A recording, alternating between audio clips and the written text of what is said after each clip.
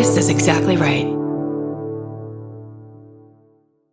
We know so much more about our skin than we used to. And we know how important it is to take care of it with CeraVe. CeraVe facial cleansers don't strip the skin. They strengthen the skin barrier from day one. I've always used CeraVe. They have little samples at my dermatologist as I'm leaving, and they don't do that with just anything. CeraVe is the #1 dermatologist recommended cleanser brand and offers a range of facial cleansers for all skin types. Find yours. Goodbye.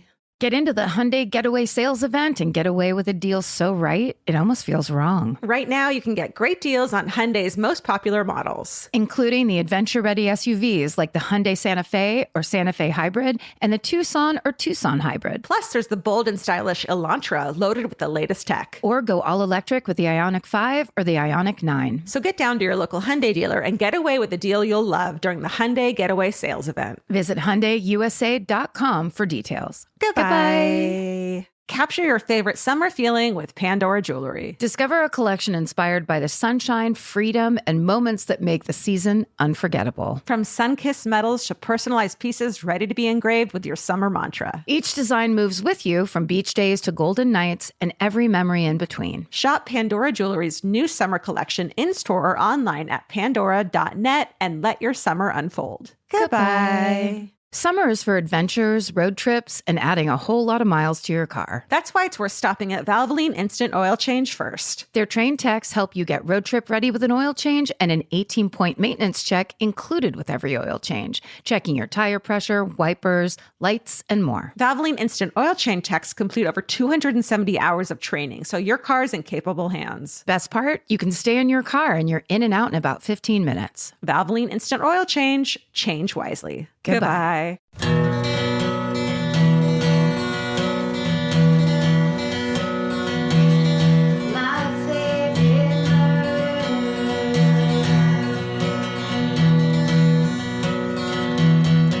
Hello and welcome to Rewind with Karen and Georgia. Every Wednesday, we recap our old episodes with all new commentary, updates, and insights. You're welcome. Today, we're recapping episode 74, which we named Jews versus Catholics. I mean, this episode came out, I don't even know what to say. This episode came out on June 22nd, 2017. I was so surprised when I saw that. Man, oh my God. All right, let's get into it. Let's listen to the intro of episode 74.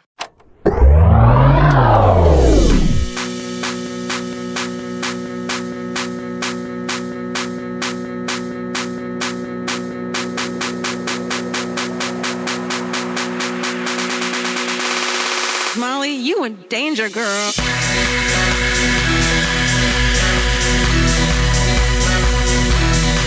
Stay sexy.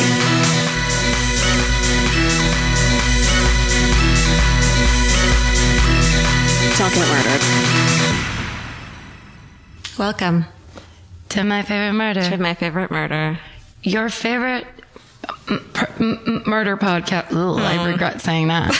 Leave it in. Okay. Sit in it. I don't know if anyone's ever said this, but fuck the haters. I feel like this is a new idea. I know. And do you mean the social media haters? Everyone. Just any hater. Any haters. They're going to hate. They're going to hell. They're going to that's hell. what you're going to say. Yeah, I believe in hell now. New update on the podcast. Oh, neat. You're Catholic now. Now I'm Catholic. Cool. Just like that. How's it been? Hard. Yeah, right? It sucks. I'm suddenly Velcro to everything I've ever done in my life. You feel guilty for things other people have done. I It's shouldn't so have. much guilt. I shouldn't have let them do that, even though I didn't know them. When I was a child, Yes.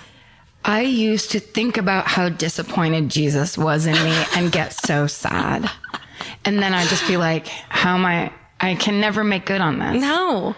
How am I going to make good on this?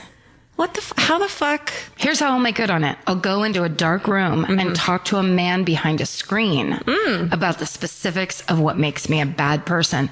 I'm 8. He sounds legit. He sounds like a good guy who's helping people. The whole system seems really like a humanitarian. Yeah. Like they're trying on you people, but you guys just keep failing them. Yeah. These guys behind the screen. Yeah. Yeah, They're like, what am I here for? You should come in one week and be like, I'm good. Yeah. But you just keep stealing shit from your sister. If you went Am I right? Did you do that ever? Impure thoughts. Oh yeah. Stealing from my sister, stealing from my dad always had a coin jar in the closet. Oh, that I would how take are you? out. He put it in there so you could be a child. Right? And steal from it. That's kind of what they're for. But I would actually take it to Coinstar, change it in for $80 and then, no. Holy shit. Not really. I stole from my sister, like those stupid little like children's lockers that they would have. Oh yeah. Like, come on. I would open it and I would steal her money and I would go across the street and buy Reese's Pieces and a Squeeze It. And I've never felt guilty about it one day in my life. Oh, that's the glory of Judaism. Oh. I'm giving it an Italian. Oh, the Italian Jews are the best ones. Yeah, I don't know a lot of them. The food's great. No, they don't exist. I was like, whoa, is that a thing? We get all of the Italians. Yeah, they're Catholic. Love Italian food, though. I mean, I love the mustache. Sorry, go ahead. No, you go.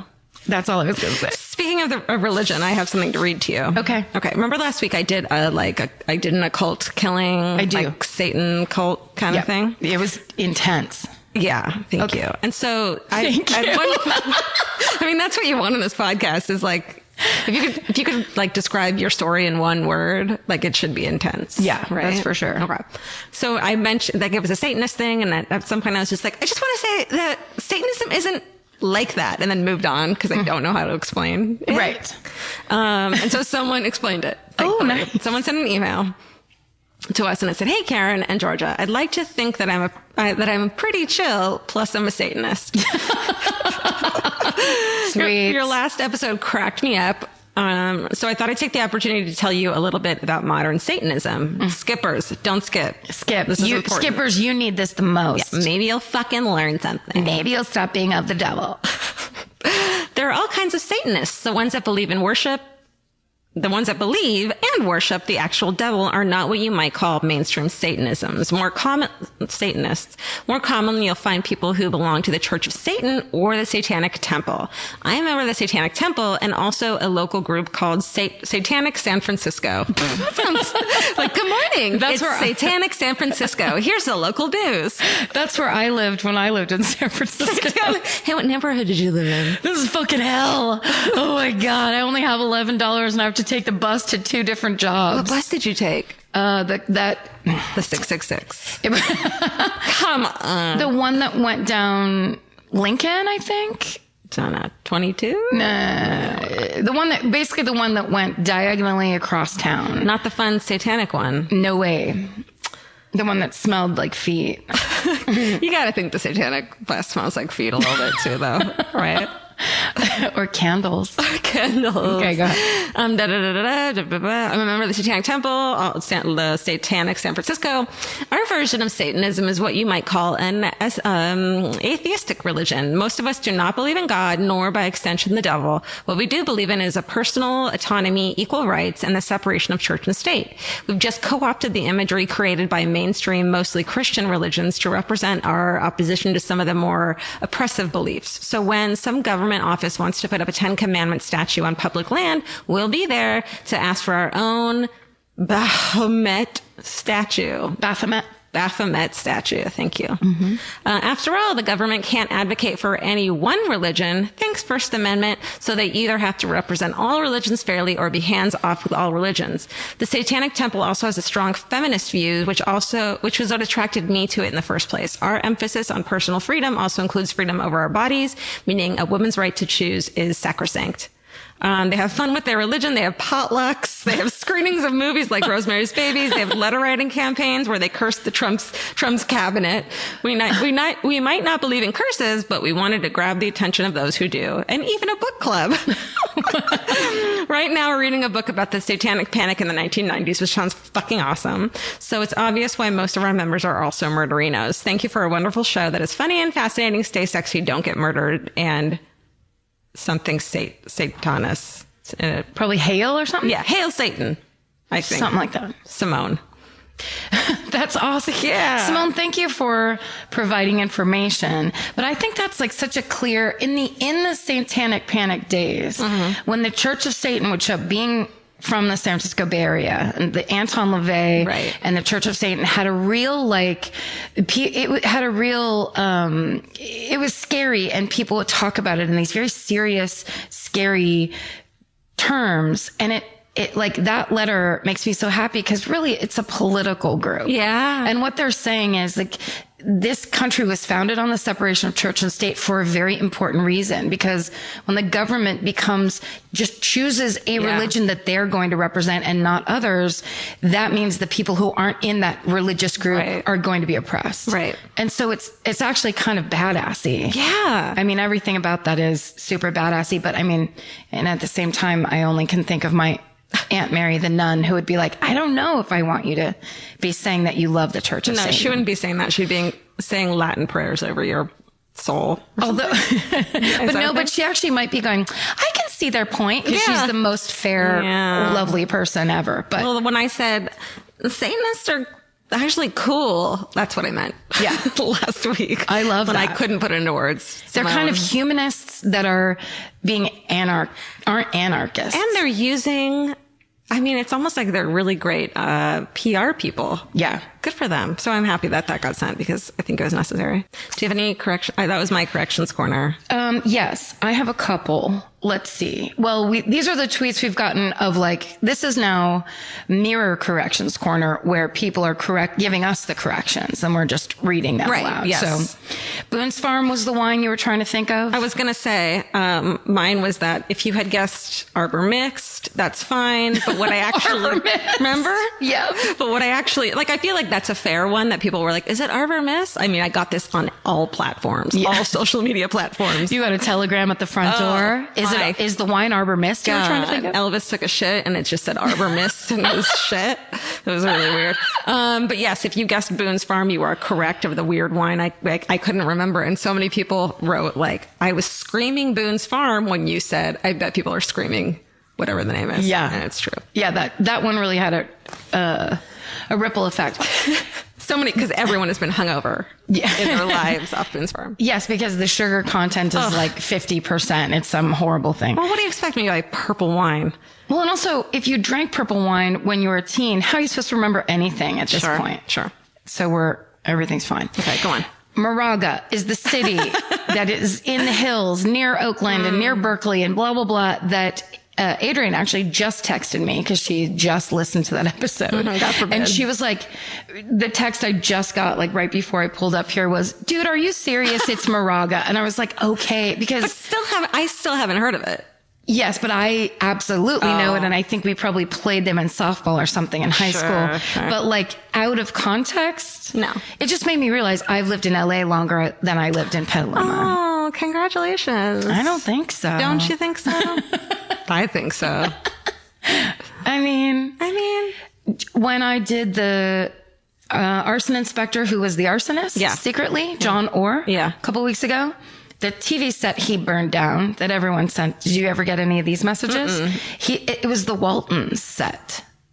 Oh, I was thinking of a television that like you have in a television set that you have in your living room. And I'm like, I don't remember that. Was I just tuned out? I think it was, it was at the very end of the case. It was the last thing he burned. An basically. actual TV show set.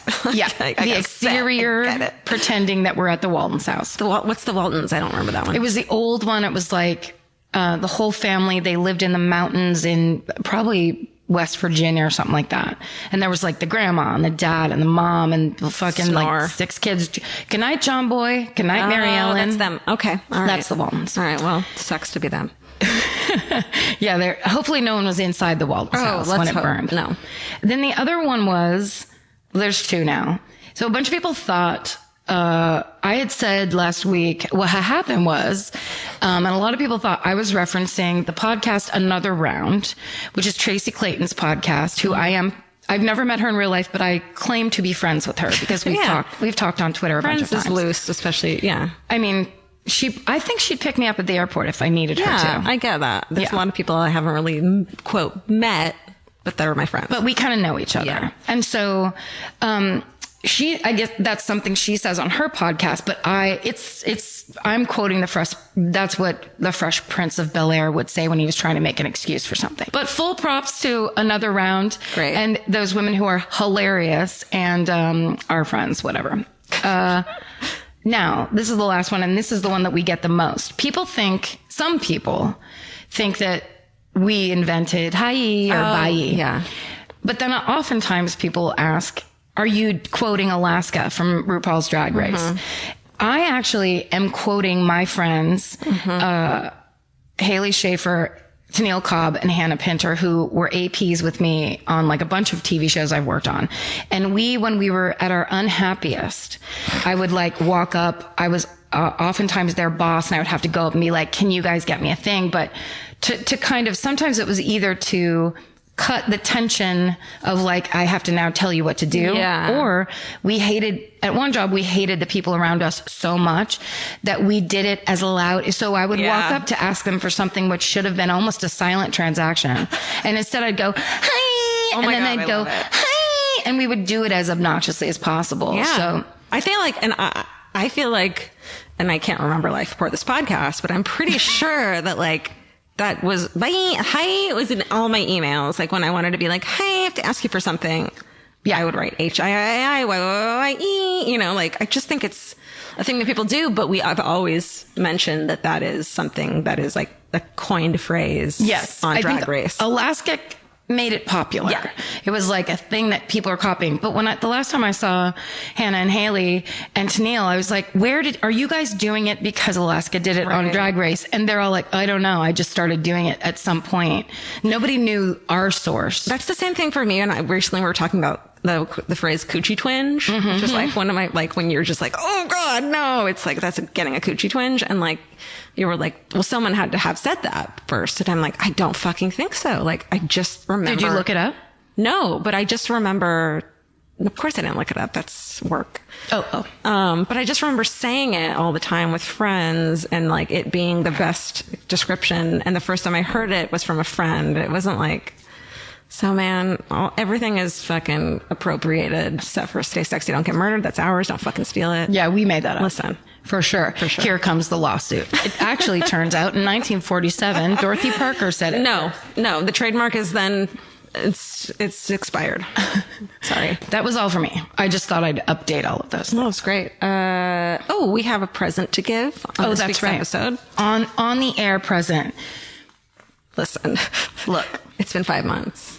Stephen Ray Morris has been working for us on the good faith that someday we will pay him. Someday. Not even that's not even the thing he's been waiting for. The someday is that Karen and Georgia, as human beings, will get our shit together enough to set up a fucking payroll as like a regular business, which is like so daunting to both of us in a way that's like, I don't know how to adult. No, we don't. That's why we fucking hired Stephen. That's right. You're supposed to be the adult, Stephen, but then we have to do the work. Yeah. To pay you. And we brought you your walking papers in the form of a check that I feel kind of bad because, man, the government took out so much of it. Hey, it's that's so like, big. It's so big. It's huge. Let him have it. Here you go. Oh my gosh. I'm like, dun, totally dun, dun, dun. And Elvis just rips it up. Elvis, rip it up. Thank Stephen, you. look at it. Yeah. We want your on-camera reaction. Yeah, but we only get you disappointed. Oh, he's like, I can't pay rent this month. Oh my gosh. Oh, I can totally pay rent this month. Okay, good. Yay. Oh my gosh. Well, thank you. Thank you for paying you the money that we promised you in January that we owed you. You're welcome. Oh my gosh. Sorry. I'm like totally red right now. Props to and this check is so heavy. Steve at ADP, I want to say, who's our payroll company. My God. First of all, when I emailed him, he was like, I can help you with anything you need. Blah, blah, blah, blah, blah. Stay sexy, don't get murdered. Steve. And I was just like, oh, this is my friend. So the whole time he walked me through everything. He was so patient and cool because I was like, I don't know how you're fucking doing. Yeah. They were the company was so great. I'm so happy we went through them. I mean, his name is Steve, so. And his name is Steve. We're golden. Yeah. Does he have a mustache? Probably. He does now. What if he has he's the exact opposite of you? He has his hair parts on the other side and he has a weird Abraham or what do you call it? Like an Amish beard on the bottom instead of a mustache on the top. We're going to become best friends. Or what if it's actually Steven? He has to get a job at ADP because we're not fucking paying him enough. And he's just like, no, it's me. Let me show you exactly how to do this word for word. I'll do everything. Well, congratulations. In 6 months, we'll see you again with a paycheck. No, No, it's That's monthly right. now.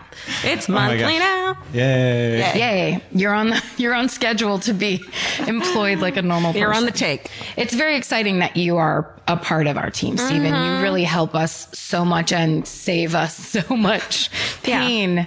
So much pain. And I love that Thank the you. people in this little group are like people we care about. This little group of Stephen and Vince. Yes. No, this great. is my favorite thing to do in the world. So thank Yay. More than the Percast. You have to say yes. you.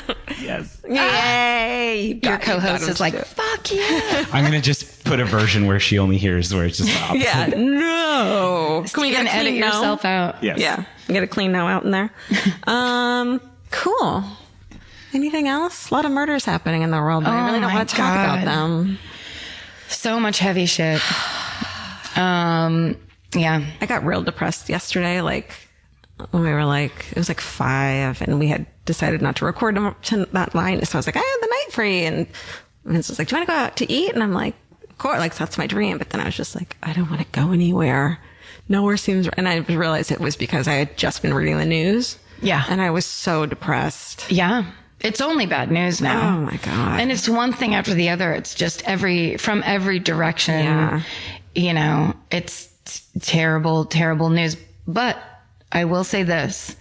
I feel like people are making an effort to, if they are not the enemy, they are making an effort to make sure you know they're a friend. I feel like that's happening more and more these days. I love that. I feel like it's a thing to keep your eye out for because it's important. Because if you focus, the news is only going to tell you about stuff. It's how they make their money. Yeah. They do not make money with this dog is best friends with the goat. Nobody stays around for that story. Yeah. They only stay around to either have their fears confirmed Right. or, you know, learn a new fear. That's just what the news Jesus, is. yeah. So you have to tune out and you have to, you know, go to Soup Plantation. I did not expect, this was so heartfelt. And then suddenly it got real. Which I is always the ruin it. truth. I always ruin it. No, that was beautiful. It does seem, but it, you know, particularly lately, it does seem like all the news is like, here's a bunch of good people where bad people did things to them. It's like, there's just like innocent people who keep getting bad stuff done to them by people who, and I can't wrap my head around it, are bad people, you know, which is so hard to understand. And it's the so abuse of power. There's a lot of abuse of power right now that what is happening now is we're in a transitional phase where power is being taken back or taken away. And it seems slow and it seems like maybe it won't change, but it will change. Yeah. And it is changing.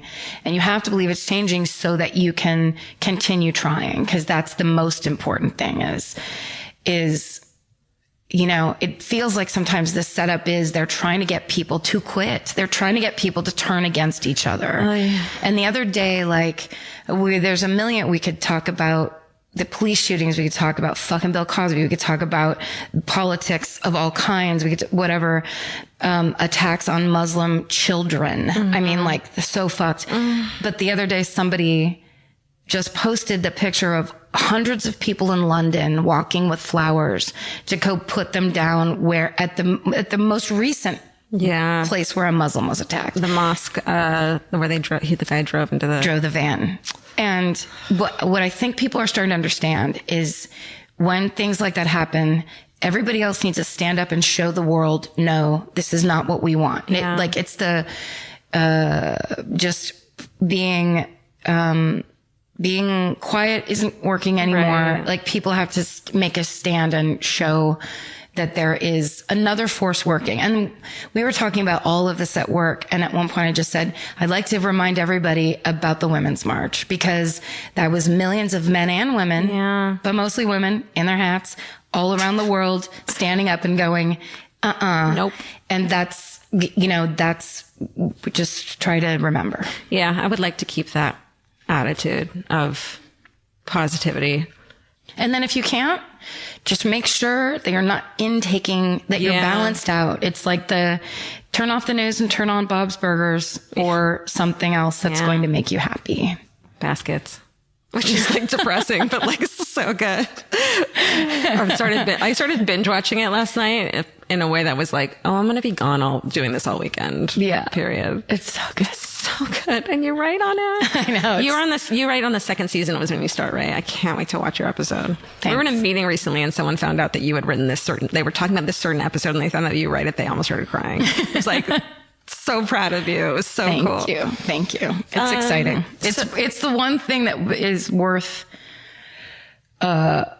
having two jobs for, which is yeah. If it was any other show, I'd be like, what the fuck, Karen? You don't need this. And it's like, why are you writing on Family Feud? But this is like, I love those questions because there's so many questions. I take the polls. I'm the one that goes out in the streets you're of the Las man Vegas. on the street. That's Las right. Vegas of all places. Mm-hmm. When it's really hot, I like to go out into the street and ask people, what's the weirdest place? Well, speaking of positivity, should we talk about murder? Yeah. Let's keep it on an up note. Yeah. I think you're first. I think I am, and I think I was supposed to be last week. Did you hear about that? Oh, that was my correction. Steven, give me that check back. Yeah. Give me that fucking check back. We're right ripping now. this up in front of your Elvis face. is chewing it up. Thank you. Oh, we have to mention, if you are not a skipper and you did hear you went to listen to the podcast and in the beginning you were like, okay, this is the theme song I always listen to every week. And then it wasn't the theme song and it was some fucking magic moment. That's right. So if you're a skipper, go back and listen again because the theme song this week of My Favorite Murder it's an amazing, it's Georgia's early rave days. meets Karen's song. Meets Forensic Files meets my song. It's a remix of the My Favorite Murder theme, which is amazing. And it's written by Yogi's. That's correct. So if you go on, what's the channel that they go on? Steve, we're old women. SoundCloud. If you go on SoundCloud, it's YOGZ, right? Now, what's this channel the children put their music onto? Now, Steven, this is Satanic San Francisco. Steven, now tell us what's this thing going? Steven's our tech whiz. This brand new theme song remixed by Yogi's. Yogi's, YOGZ on SoundCloud. Yeah, that's awesome. Thank you so much. Dude, I lost my mind when I heard it. We laughed so hard. Yeah. It's so brilliantly done. Thank you. What an honor. I just don't even remember when I said that thing about Ghost in the middle of Yo Molly, which I just love. Did you ever hear what you said and you're like, oh my God, I'd like that girl. Yeah. Be yourself. Yes, you should. She's great. She's really great. See, we didn't have guilt in Catholicism and Judaism. We had, you're fucking great in Judaism. You're so cool. Really? There's guilt, but no, we dig ourselves. We love hearing ourselves talk. We're great. Now, I'd just like to quickly go back to Steven's correction corner. I felt like he was really about to spill it. Oh, go, Steven. No, I mean, I got excited and I was like, Georgia's first. And I was like, nope. That was on me. It's a rare mistake from Stephen Ray Morris. It almost never happens. It really doesn't. Unless we just don't. I've been flogging myself since speaking. Good. Just like Da Vinci Code style. We might need to use one of the 3 tools that people have given us at live shows to check when it's our turn. Oh yeah. There's one's like an abacus. One's like a rock that you flip it. Yeah. There's so many. Yeah, it's pretty great. Really beautiful handcrafted tools that we've never looked at since they were given to us. Listen, one day I'm going to go up into that fucking podcast loft that's hot as shit and clean it and organize it, and it's going to be beautiful. I let my 1.5-year-old nephew, what's a nephew? It's a boy. Go up there, and he picked up this cute knit thing that someone made of Elvis. And I was like, you can fucking keep that. But in a good way, because it was so cool. And he went directly towards it and was like, held it and then carried it around the house for the rest of the day. And I was keep it. Someone made us, and it's actually been a couple people, and it's the same style, but have given us knit versions, little versions of ourselves. I keep meaning to post this at live shows.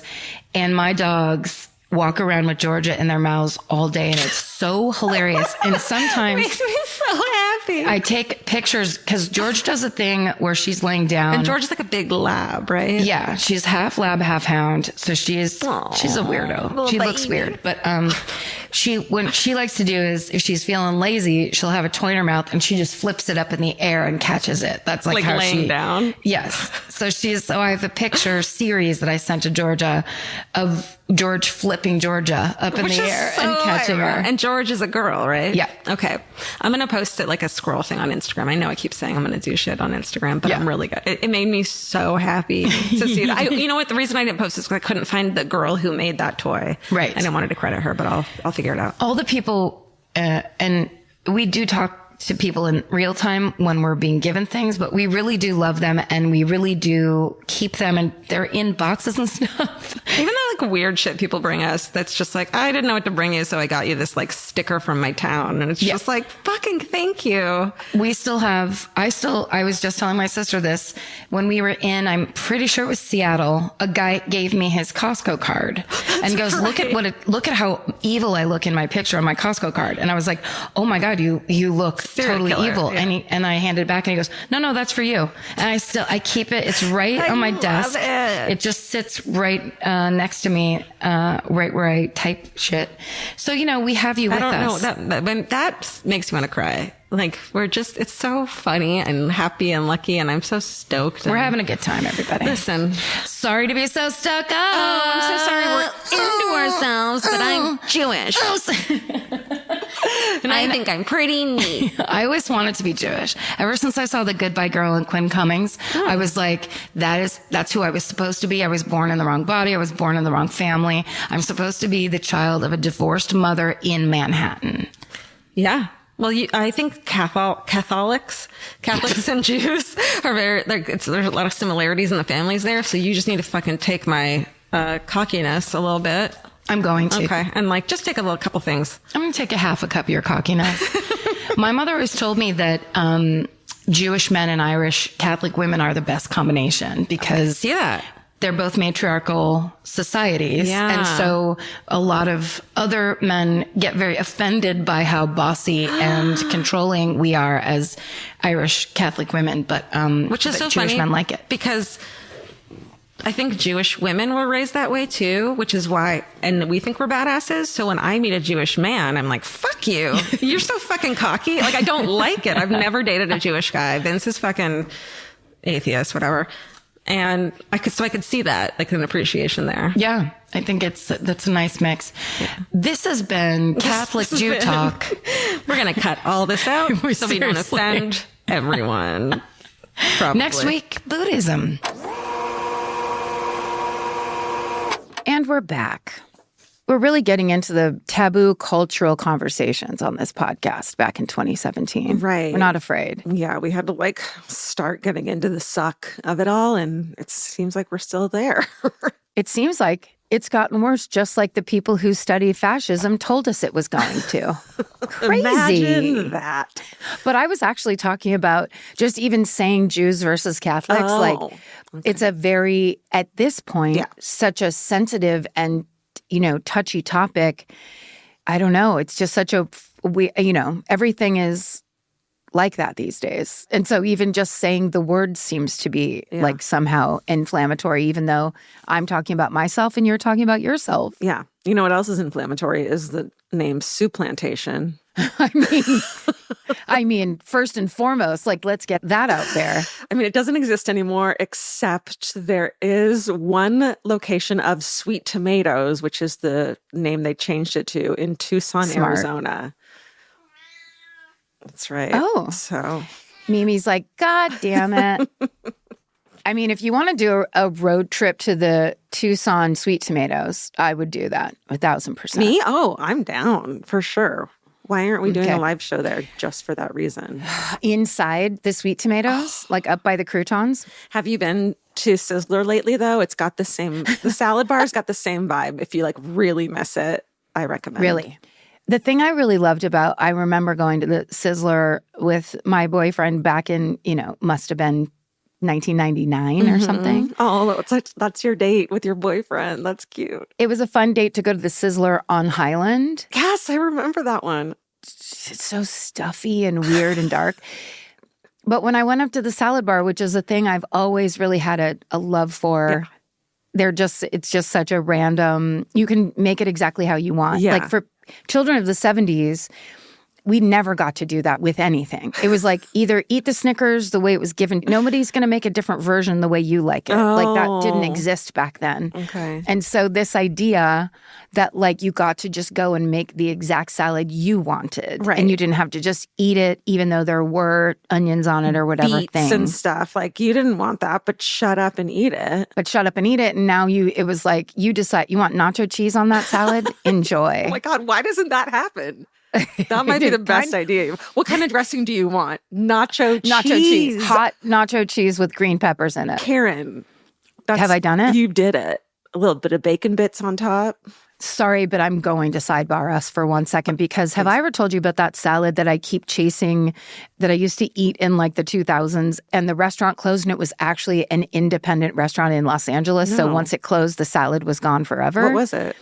It was romaine lettuce, and what I just realized is gorgonzola cheese, which I thought it was goat cheese this whole time. So I've tried to remake it at home.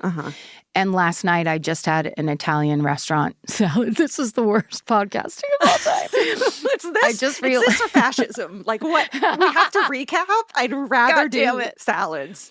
Like, right? I hate salads, and I'd rather talk about fucking salads than anything else. Then talk about what's it like between 2017 and now? Where it's like, oh, we didn't do anything about the big national joke, and now the big national joke is stealing people off the street and disappearing them. Right. For real. For real. So it's salads. So I'll say this. Romaine lettuce, chopped, almost like ribbon sliced, you know? Okay. Gorgonzola, deep fried onion strings, and then a balsamic reduction dressing. That sounds so easy, but getting those specific ones are probably hard. Oh, sorry. And yes, completely plus polenta croutons. So deep fried squares of polenta as croutons. Okay, I've never heard of that before. The combination of those items is so delicious. If you can make any of those things at home and if you can hear my voice right now out in the landscape, make yourself that salad. And please tell us how you made deep fried polenta croutons because I have tried many a time. Not deep fried, but I've tried to fry some up myself and I can't do it. What about the air fryer? I feel like that might work. Oh, yeah. These days. That's true. Maybe just cube them up and put them in an air fryer for maybe for too long. So they really get hard and crispy on the outside. There you go. We've solved fascism. Nobody be unhappy anymore, okay? Because we talked about salad. Oh my God. Onion rings on a salad. I'll stand by for the rest of my fucking life. And now nacho cheese too. Now nacho cheese. Some real hot salad on an iceberg lettuce, the kind that can really hold hot dressing. Yeah. It's I can't the even reason, say it. It's so exciting. It's so disgusting. The reason it made me think of it is because at the Highland Sizzler, when I went up to get my salad, there was so much nacho cheese in the salad mix that I was like, should we start over with the salad? Because I think someone really dragged the ladle across the actual lettuce part. You know? Wow. Yeah. Wow. Yeah. I think we did it. Goodbye. I think we should get into your story. I think that's it. Great. Now let's get into Karen's story about the carbon copy murders.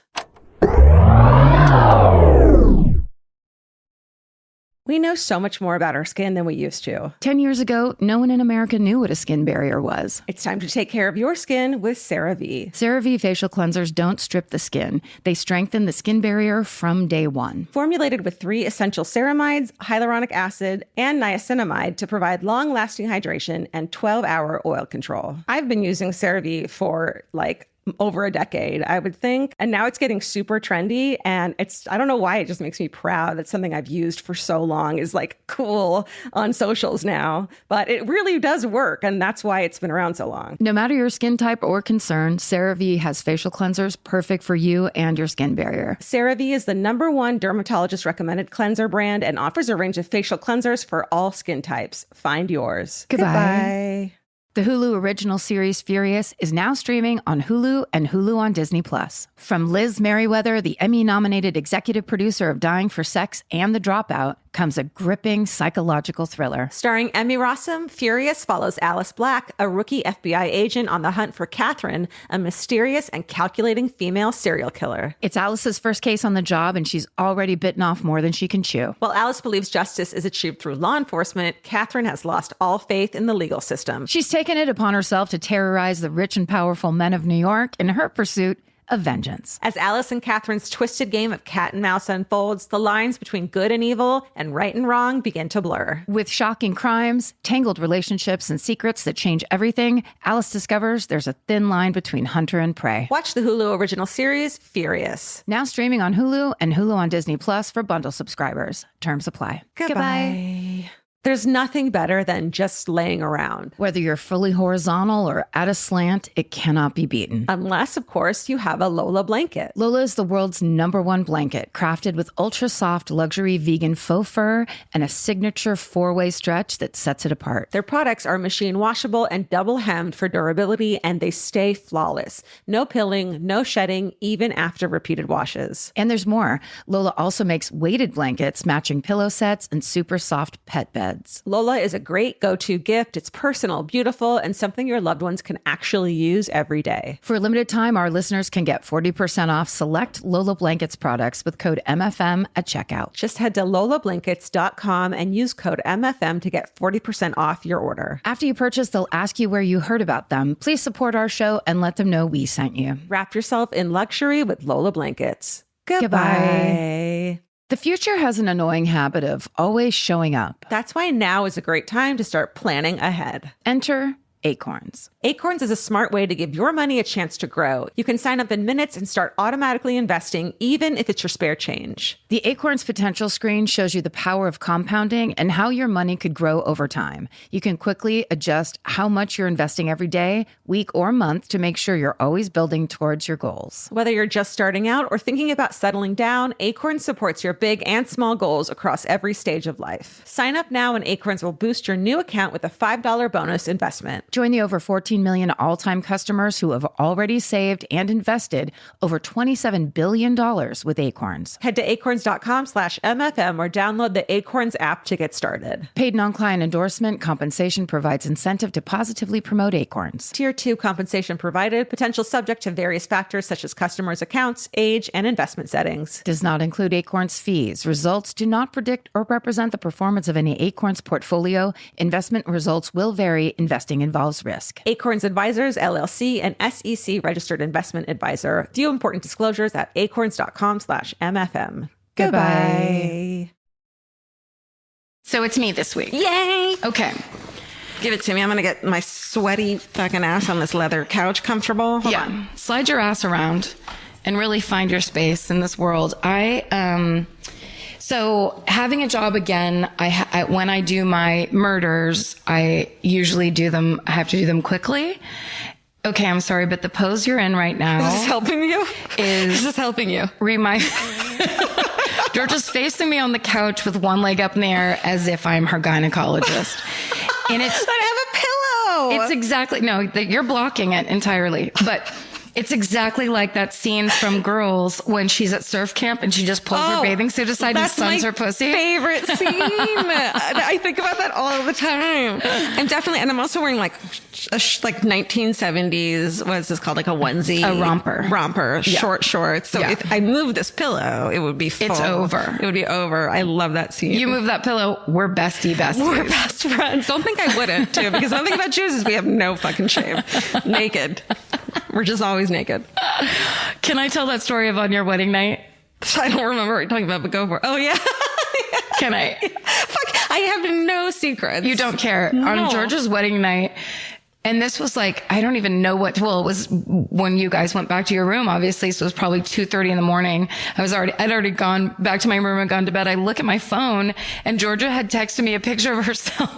Well, here, can I explain that? Wait. So after the wedding was over, we went to to a little after party thing. And I guess a bunch of you guys, my girlfriends, had snuck into our hotel room and decorated it all cute and put candles and that That wasn't you. And put like, but you had helped me with the wedding too. And had Yes, put, like, I just don't want to take credit for like. You made my bouquet that's sitting right over there. That's right. Put rose petals and a heart. Like just some really cute, sweet like shit and that whole day made me think how like there was so much help from so many girlfriends and it made me so fucking. It was so wonderful. And so I got back and saw that and started crying immediately. And she had already taken her dress off, which means she was topless entirely. Like she doesn't wear a foundation garment, our girl Georgia. So she's texted me a picture of herself topless crying with like her wedding. You still had something in your hair for your wedding. I texted that to maybe 10 of my girlfriends. And I had glitter because we had glitter in the fucking photo booth. So it was just glitter stuck to my entire body. And I was sitting on the bed crying. And so I don't care. A bunch of you guys have a topless photo of me. Naked and crying on your wedding night. Hell, who fucking cares? Well done, you. Yay. Thank you. Thank you for telling that story. Okay. So because I'm pushing off my homework to the last minute, I was going through. You recommended to me Mysteries Abound, which is it's a amazing podcast by an Australian guy named Paul Rex.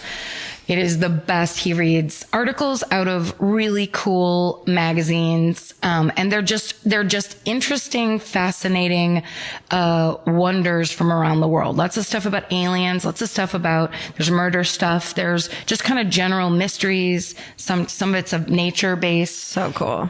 It's so good, but he has this amazing voice. So like, I've been listening to it on planes because we travel so much and you get into that weird travel stress mode. Mm-hmm. So when I get onto a plane, I put that podcast on and I can like go to sleep or I just am like super relaxed. So I've listened to all of them. I'm obsessed. So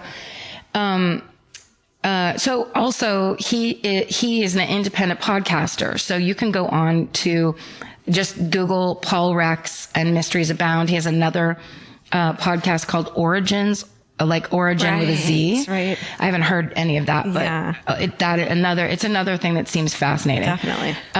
But when he reads his articles, says it's from this magazine or this website. Quotes the source. He quotes the source. I don't get it. Really good idea. And one of the websites he talks about all the time is a website called coolinterestingstuff.com. Yeah. I've heard that falling asleep. From coolinterestingstuff.com. This is from coolinterestingstuff.com. Oh, I love it. So, but also please give Paul Rex money so that he keeps podcasting because it's such high quality. Yeah. It's so good. For sure. I did. I'm not just telling you to. I did. Anyway. You gave him money. I gave him money this morning. So nice. Because I was like, I want to tell people to do it, but I don't want to be. Right. I need to walk the walk. Dig it. Anyhow, I went on to Cool Interesting Stuff because I was like, okay, I'm going to be able to get something and get a murder. Because oftentimes if I leave it till the day of, the story, it's the chronology that gets me. There's so much information that you want to pick a good one, but then there's just so much stuff that you have to sift through and you have to figure out the story you want to tell. And you can't just read like a news report on it because that's not interesting. You have to tell, I got the same thing with mine this week where it's like, how do I end this? Or how do I like make this exciting towards the end or not make it just, Yeah, you have to, it's a story. I don't know. You have to work on your podcast. Just like write a story for your podcast. It seems bullshit. I'm like kind of annoyed. I don't like it that much. Sorry. I'm sorry. But who said this was homework? Whom do you think this is? Whom do I think you are? So, okay. Go on to coolinterestingstuff.com. Okay. Which also seems like an independently produced thing. It's all articles and things. It looks like somebody's doing it out of their den. But someone's legitimately like, I think this is cool and interesting. Yes. Love it. Is it even real? Who knows? Who the fuck knows? So this is the story that I found that I just love this. And this kind of combines all my things. I'm so excited. It's called the Carbon Copy Murders. Have you heard of it? No, but I'm excited. Okay. It's so good. Okay. I just read it to you. So, also, coolinterestingstuff.com is the only source that I can quote because there's no individual writers that I found. Like there was no individual writer on this article. Got it. And so a lot of this article it's a chick in a den. Whoop! Elvis just fell off the fucking couch. Sorry. Did he fall asleep and then fall off the couch? Yeah. Elvis, you're drunk. It's probably one chick in her den. Right. Yes, exactly. So if you work there or you know somebody, please tell us who. Coolinterestingstuff.com. Linda, tell us if you're working. If Linda, give us your last name. Linda, we want to know. Linda, we want to support you. Okay. The carbon copy murders. So on May 27th, 1817, at 6:30 a.m., a laborer on his way to work in Erdington, England. I'm sure that's how they pronounce it. Erdington. I'm sure that's how I'm sure that's how they pronounce it. England. I don't know. Have you heard of it? He sees a pile of blood-stained clothes near Penn's Mill. We say that as if it's somewhere we know it is. Yeah. So he calls the police, or he gets the police because it's 1817. He calls out for the police. Yeah, please. And they search the area. They find 2 sets of footprints, a big and a little, and they follow them down to a flooded sand pit.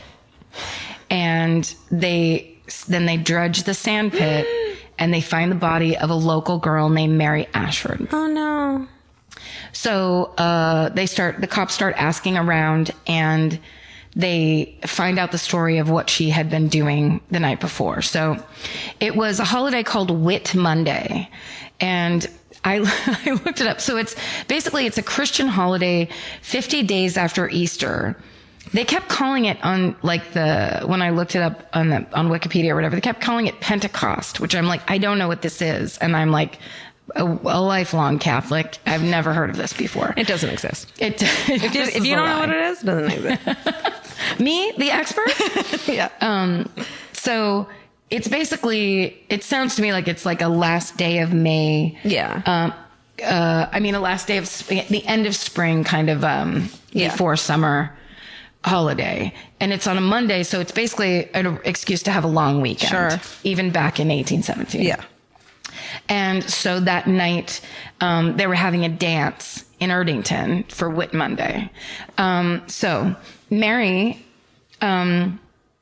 she had traveled from Erdington, her hometown, to Birmingham to sell dairy produce at the local market. That's like what she did for a living. And then she had plans to meet up with her friend, Hannah Cox. She was going to go to Hannah's house, change into her party dress. And they were together going to go to Whitsuntide. The Whitsuntide dance is what it was called for Whit Monday. That was at the Tyburn House Inn. That was that night. So she got to Hannah's house at 6 p.m. She changed into her new dress, and then they went to the dance together. I'm sorry, she's 12? 20. 20. Oh, that's a lot older. Okay. It's like 8 years older. Yeah. So at the dance, they have a great time. She's a very popular, well-known girl, Mary is. And so they have lots of male admirers at the dance. But for the most part, she had spent the evening in the company of a young bricklayer named Abraham Thornton. You get that bricklayer. My grandfather was a bricklayer. No way. He was the president of the Bricklayers Union in San Francisco. Oh my God. Yeah. So the two of them together sounds like a fucking cover of a romance novel. Yeah. The Lady and the Bricklayer? Hell yeah. If you lay bricks, then you also keep your shirt unbuttoned to your navel. Definitely. And he's like more like a brick slayer. I don't know. There's something there. You know? Just let it roll around in your mind for a little bit. So she's hanging out with Abe. Her friend Hannah is hanging out with a guy named Benjamin Carter. So the dance ends at midnight, and the foursome leave, and Hannah and Benjamin are separated, and so Hannah and Benjamin go off this way, and Mary and Abraham go off in another direction. Definitely leave your friend with a guy she doesn't know. Right. I mean, look, they're adult. They're 20. Yeah. They're at a dance, good times, great oldies. Now let's go for a stroll in the lane. Okay. So later on, it's like 3:30 in the morning. Mary is seen walking back toward Hannah Cox's house. And the witness tells the police that he noticed she was walking very slowly and that she was alone. At Hannah's house, she takes off the new dress, changes back into her work clothes, and tells Hannah she's going to go home. She says goodbye, leaves the house at 4 a.m. And she's seen 2 more occasions that night. Occasions. You can tell that was a cut and paste word if you've ever heard one. A man named Joseph Dawson testified that he'd seen Mary in Bell Lane around 4:15 a.m. I mean, they partied all night long. Dude, that's like, I can't I know. do that, and that's 200 years later. But she's 20. Sure. And she's got that like a milkmaid's constitution. Yeah. She's like, I'm selling dairy all week. Yeah. I want to party. Yeah. Okay. Joseph Dawson sees her at 4:15, and then 10 minutes later, she was seen in the same lane by a guy named Thomas Broadhurst. There's a lot of people out. Yeah. At night. Well, because it's that 3-day weekend everyone's Sure working for. Both witnesses say that she was alone when they saw her. Okay. So when the police interview Abe Thornton, the guy, they tell her that she has been murdered, that she probably by strangulation after being raped. He was in total shock. He told the detectives, I can't believe she was murdered. I was with her until 4:00 this morning. So the police believe him to be sincere. He doesn't understand that he's the chief suspect in this murder investigation. He's finally taken into custody, and they grill him about the night and everything that happened after they left the dance. He says that they did have sex, but he didn't. 1817, they boned? They totally boned in a field. Oh my God. It was better then. Yeah. Less chemicals. They had sex, but he denies, of course, that he raped and murdered her. Sure. He actually states that when Hannah and Ben peeled off, he and Mary strolled hand in hand through a field over to a stile, which is, I don't know if you've ever watched like a Jane Austen movie, but sometimes you know how like they walk through fields, they're like, I'm going to go over to that castle over there, and they just start walking. Well, when you come to a fence, they used to build in stairs into the fence with like a pole, so you could walk over the fence. Oh. Without the like sheep getting over the fence. I didn't know that. Okay. That was called a stile. Okay. That was the standard thing. So they went over to a stile, sat down, started chatting. Oh my God, what's it like to lay bricks? It's like this. What is it really like selling milk? I'll tell you. Shut up. I'll tell you if you just let me talk for 1 second. They talk for 15 minutes, and then they go to the Green at Erdington, where Mary goes back into Hannah's house to change out of the dress she's in, her nice dress, and into her work clothes. He's waiting outside for her for a long time, and she doesn't come back out. So he goes home alone. That's his story. And that story is backed up by 3 witnesses who saw him standing there waiting for her. One was a gamekeeper named John Hayden, who stood there and talked to him for 15 full minutes. Fuck. So, everybody's like, yeah, this, So clearly he did it. So clearly it's this piece of shit. No. So basically the investigation stalls out because aside from that bit of action, there's nothing else that they know about what Mary did that night. And no one saw the two of them together after she went back into Hannah's house. Right. So they have a trial. He's arrested and he's brought to trial. Fuck. And that trial was in August of that year at the Warwick ass size court. No, but fuck yeah. Yeah. What is your ass size? We'll guess your weight and charge you with murder. Your ass size right up. Doesn't look innocent. Okay. So hundreds of people think he did it. So they're all standing outside the court waiting for the guilty verdict. Those are the good people. Yeah. Those are the murderinos of 1817. Yeah. So it turns out, after 6 minutes of deliberation, the jury came back and with the verdict, not guilty. Great. So in modern English law, that verdict would have been final, but in early 19th century, an ancient law existed which enabled Mary Ashford's brother William to appeal that verdict and demand a second trial. And so the judge, Lord Ellenborough, he decides he allows Thornton to take advantage of an archaic law called trial by battle, Battel. That's how you know it's old. So basically that it means he can renew his plea of not guilty by literally throwing a gauntlet down from the dock. No. Yeah. So, so it's Come on. that. And by doing that, he is challenging William Ashford, Mary's brother, who is the one who wants him, retried. Yeah. He's challenging him to a fight to the death. Shut the fuck up. Yeah. Unless one of them surrenders or is incapacitated during the fight. Guys.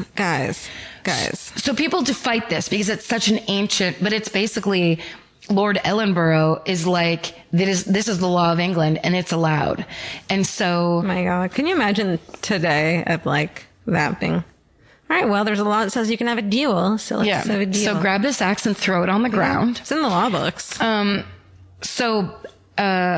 If Ashford accepts the challenge and wins, that means Thornton will be executed immediately. Fuck. But if Thornton wins, then he's free and doesn't have to ever appear in court again for this murder.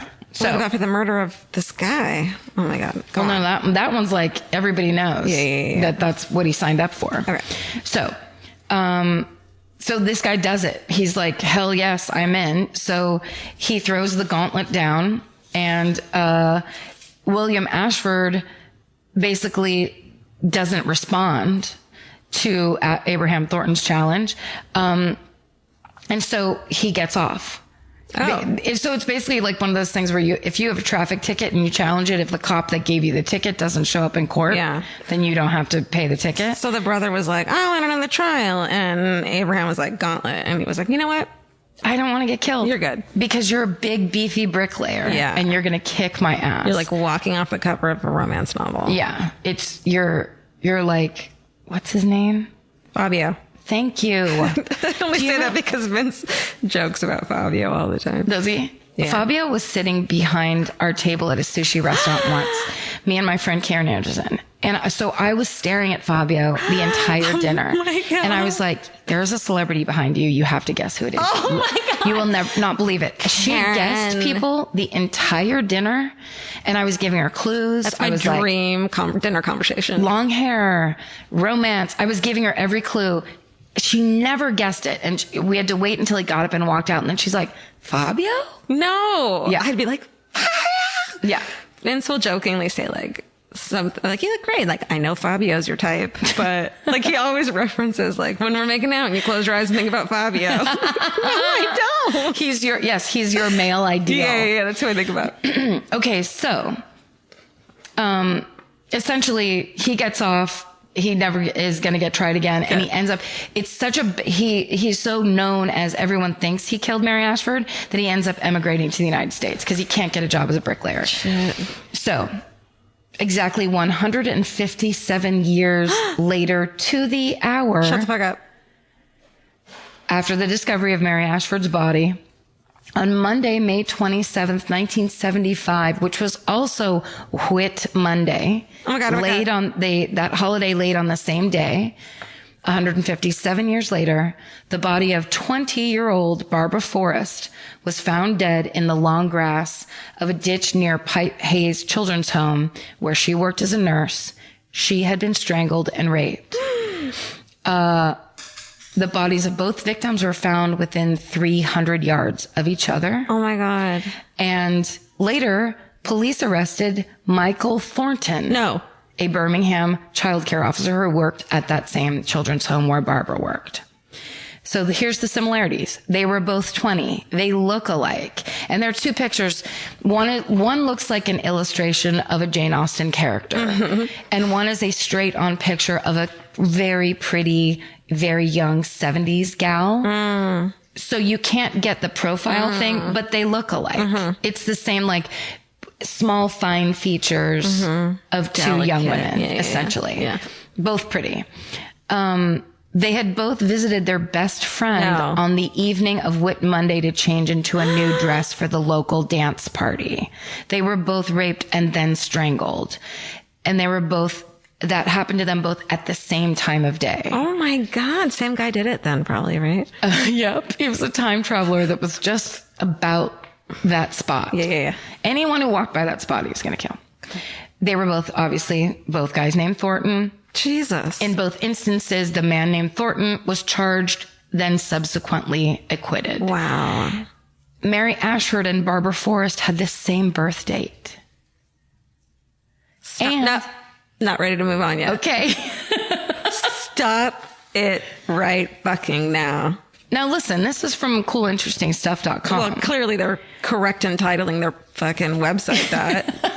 Holy shit. If this is true, true. Yeah. I love it. It's so insane. If it's not, it's still fine. I still fucking love it. Great. I still love the concept of it.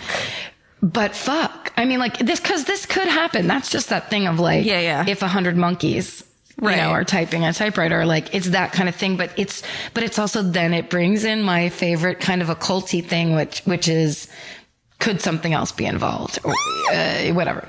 I love it. Here's the other similarity. A week before Mary Ashford was murdered, she told her friend Hannah Cox's mother that she had bad feelings about the week to come, but she didn't know what it meant. She didn't have any specifics on that. And 10 days before Barbara Forrest was raped and strangled, she told a colleague at work, "This is going to be my unlucky month. I just know it. Don't ask me why." Carbon copy murders, ladies and gentlemen. Isn't that insanity? Oh my God. Coochie twinge. But you're saying that with your leg up in the air. Sorry. I am splayed open. I mean, can it twinge at that angle? Like, can you see? Don't even You're embarrassing Steven. I'm sorry. Steven is face flat on the ground. No, he's taking notes. I think he passed out. Nope, you're right. He's passed out. Shit. We killed Steven. Oops. Well, your coochie killed Steven. Oh, man. Ain't be the first time I don't know. What? It doesn't make any sense. That was amazing. And creepy and fucked up. Insane. Thank you for regaling me. Thank you, Paul Rex. Thank you, Linda from coolinterestingthings.com. Or Lyndon. Lyndon or Linda. Whoever you might be. That's it.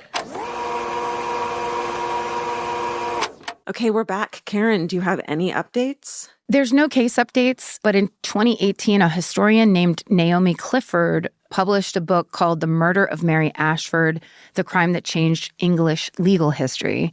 And that digs into the 1817 case and clears up a lot of the myths.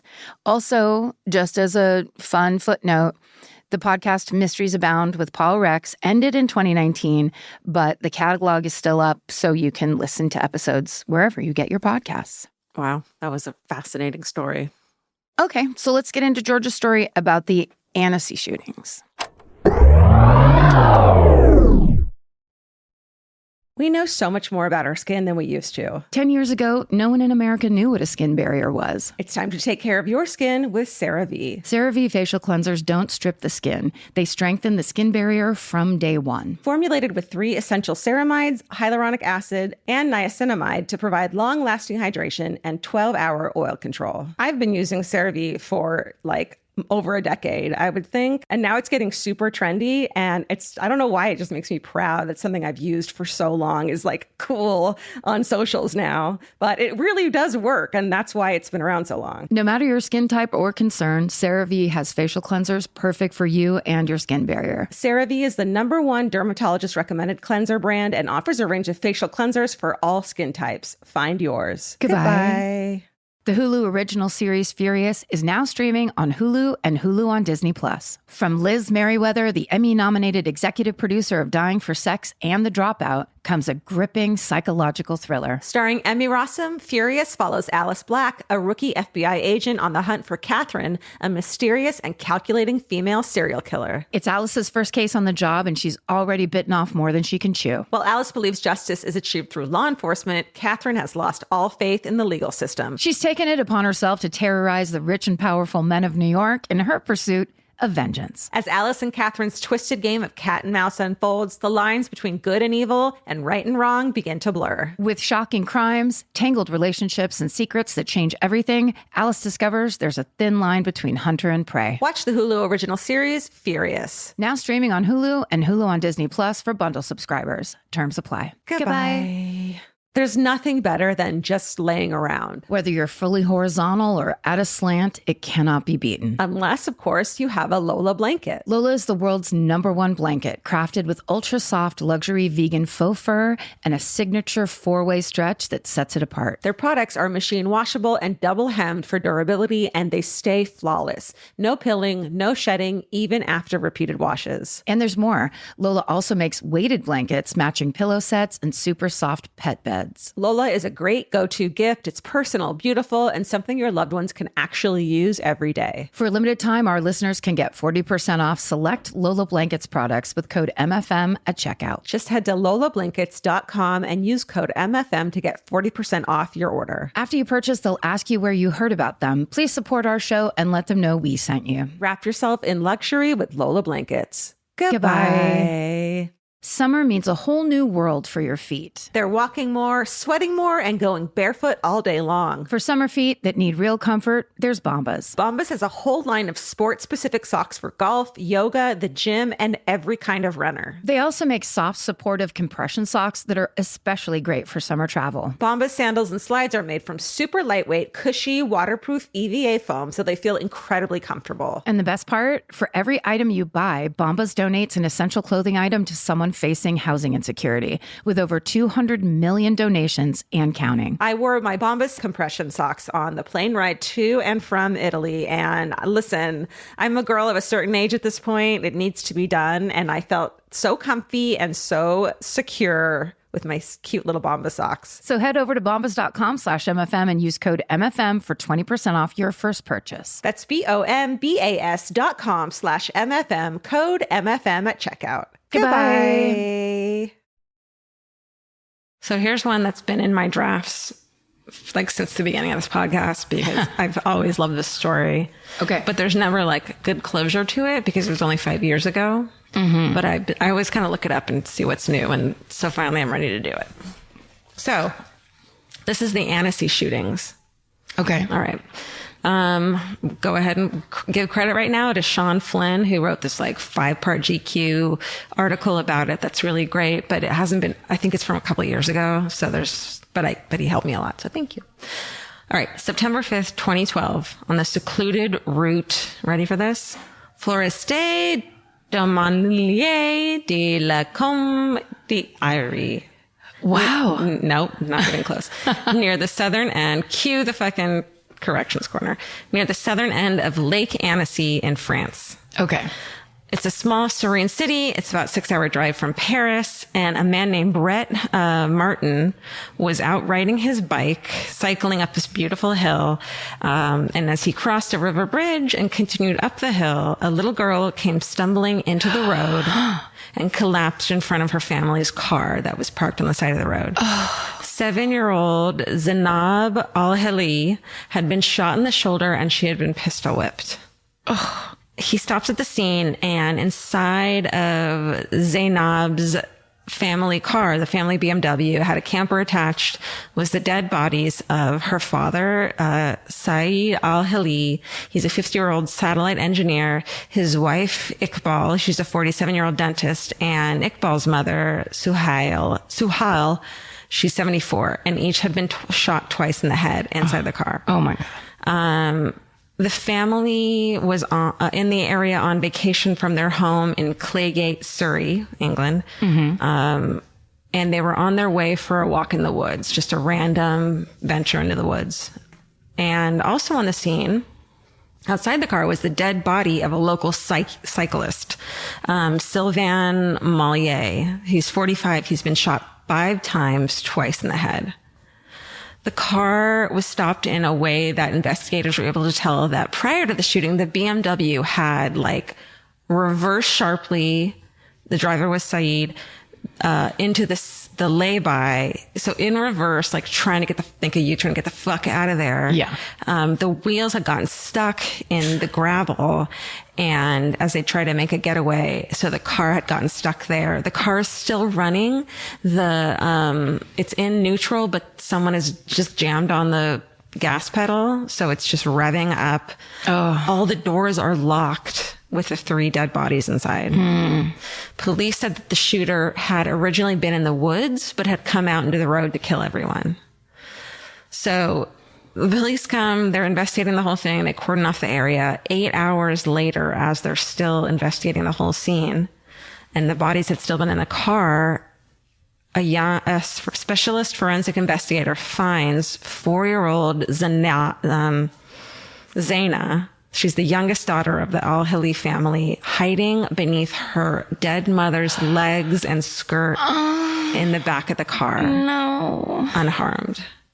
So she had been hiding that whole time, including the 8 hours where they were trying to figure out what happened. No. They had seen one child seat in the car, and they had one child at the scene. Yeah. Can you fucking imagine that poor medical investigator who thinks he's opening the door, or she is opening the door, or finally removing the body after photographing everything. A 4-year-old. I just was at my friend's house today, and his 3-year-old came home while we were leaving. No. Yeah. Okay. Yeah. Sorry. Awful. So clues at the scene point to a lone killer who had already been near the lay-by when the Al-Hili family arrived. And they had been in a seemingly random drive again. Like I said, they came from their campsite that was by Lake Annecy, which is like this fucking gorgeous town. The local cyclist, Mollier, he was also on a totally random ride on a route that he had never taken before. So the whole thing seemed random. It was speculated by the whole scene that the Al-Hili family had been the target of the whole thing, and that they were shot first, and the cyclist happened on the scene and was killed as a result of being in the wrong place at the wrong time. So he just showed up. And the eyewitnesses said that neither the car or the cyclist was being followed. So there was another dude, the dude who came up on the scene was coming up the road, had gotten passed by both that other cyclist and the car, and was like, nobody was following them. Oh, so he was like the slower cyclist. Yeah. Shit. Yeah. And he like found that. He says he got to the scene. He's like suddenly putting together what happened as he's trying to help the girl. And then he's like, well, I'm about to get shot. Like he says in this documentary that I saw, was like, well, I wonder what it's going to feel like to get shot by a gun. Because he just is positive. Yeah, because it just happened because he had seen them. All right. Motives quickly are thrown about by the media, who fucking freak out about this case, both in England and in France. So both Saeed and Sylvian worked in the nuclear industry jobs. Yeah. Mollier at one of the largest suppliers of nuclear components in the world, and Al-Hili in the past in Iraq as an engineer on sensitive topics, and currently in the UK involved in nuclear and satellite technology. And there were sensitive files found on his computer at work, so it was hypothesized that this was a hit on one or both of them, that they had intelligence that the government or another fucking place wanted them silenced for. And maybe one of them got in the wrong time, or they're at the wrong time, or they were like working together. Who knows? Then 2 European newspapers cited anonymous German intelligence sources reporting that Sayed's late father had smuggled cash out of Iraq for Saddam Hussein and stashed it in a Swiss bank account. But it was soon found that Sylvian Mollier was on a 3-year leave of absence from his job, and he was just a welder at the nuclear plant. That's the cyclist? Yeah. Okay. And he didn't have access to anything that would be of interest to criminals, nor did Sayed have access to any classified secrets or anything satellite related that would be of interest to any terrorist cell. But of course, the fucking media had gone crazy and were like, this is why this whole family got killed, is because terror. Right. Some kind of terror. And then while Sayed's late father, the guy who they said had money in Iraq, he did leave cash when he died in 2011 in a Swiss bank account. It had no ties to Saddam Hussein. It was much less than they assumed it was going to be. So it really wasn't any connection. The next suspect that the media and investigators targeted was Zayed al-Hili, who's the older brother of Sayed. The brothers, they hadn't spoken in almost a year, except through solicitors, aka lawyers. That's what we call lawyers in America. Right. And they were sorting through their late father's estate. So they hadn't spoken in a year because it was really like crazy and fucking stressful. So like there was a fight about money and who got what? Inheritance, which everyone's like, oh, well, clearly. There you go. There was the money in the Swiss bank account. There was the house. There was a small studio in Spain, and they were fighting over it. But Zaid insisted that they were being civil about it, though, and insisted that there was no actual feud, which seems hard to believe, right? He even defended his brother against the suspicion that he was a spy, and said the amount of money was much smaller than was rumored. But on Friday, September 28th, the police came to his flat with a search warrant. All the houses near his flat were evacuated, and the Royal Logistics Corps bomb disposal unit was summoned. So like they freaked everyone out in the neighborhood. They were like, we got this guy. What year was this? This is 2012 still. Oh, okay. Okay. Yeah, 2012 still. So they're evacuated, made a big scene. They said that there was something suspicious. And these are like I feel like these European, like trade mags like this, or like gossip mags, like go crazy with whatever they have there. The same way we do, but in this way that's like... No, they're insane. Right? The Sun, you mean like those tabloid magazines? They're insane. They're horrible. Right. Yeah. So this was like a big story in there. So anything that they got, they would put on there, including that there was, quote, something suspicious, potentially hazard found in his house. Can I just say one thing really quick? So you hear about the Grenfell Towers, which was that huge apartment building that burned, and was basically burned because it was like if slumlords there were no fire extinguishers, and then there was lots of complaints and no one did anything. And, so many people died. A firefighter who had to go in and fight that fire posted a picture of his helmet, on social media, and all these people were like, it was like going in to help or, whatever, something.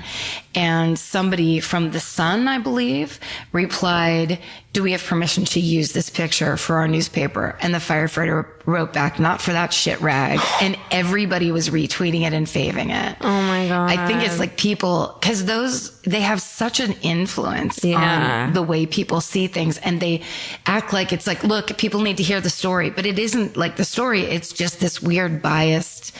Well, they have like quoted sources, but you don't know who those sources are. Those sources haven't been confirmed as being correct. Exactly. And it's like this thing of, well, if I don't put this story out and it turns out to be true, if I don't do it first, someone else gets to it, and there's no fucking point of me putting it out. So I'm going to put it out now and hope it's true. Yeah. And then I'll go back and fix it if I need to, or I'll put up the next story. And they don't play by actual journalism rules, which is you can't quote a source that you don't, if you're not, like it's, there's certain phrasing that they use. I just read a thing about this where they use this phrasing that basically just means anyone could have said this. It could be like, they could turn to somebody in the next cubicle and be like, hey, do you think this? And they'd be like, a source says. Yeah. Or whatever. There's certain buzzwords that you can look up. Which is so the frustration, we can go on about this over 24-hour news, is that like you don't have a chance to really research anything if you need to get something out immediately.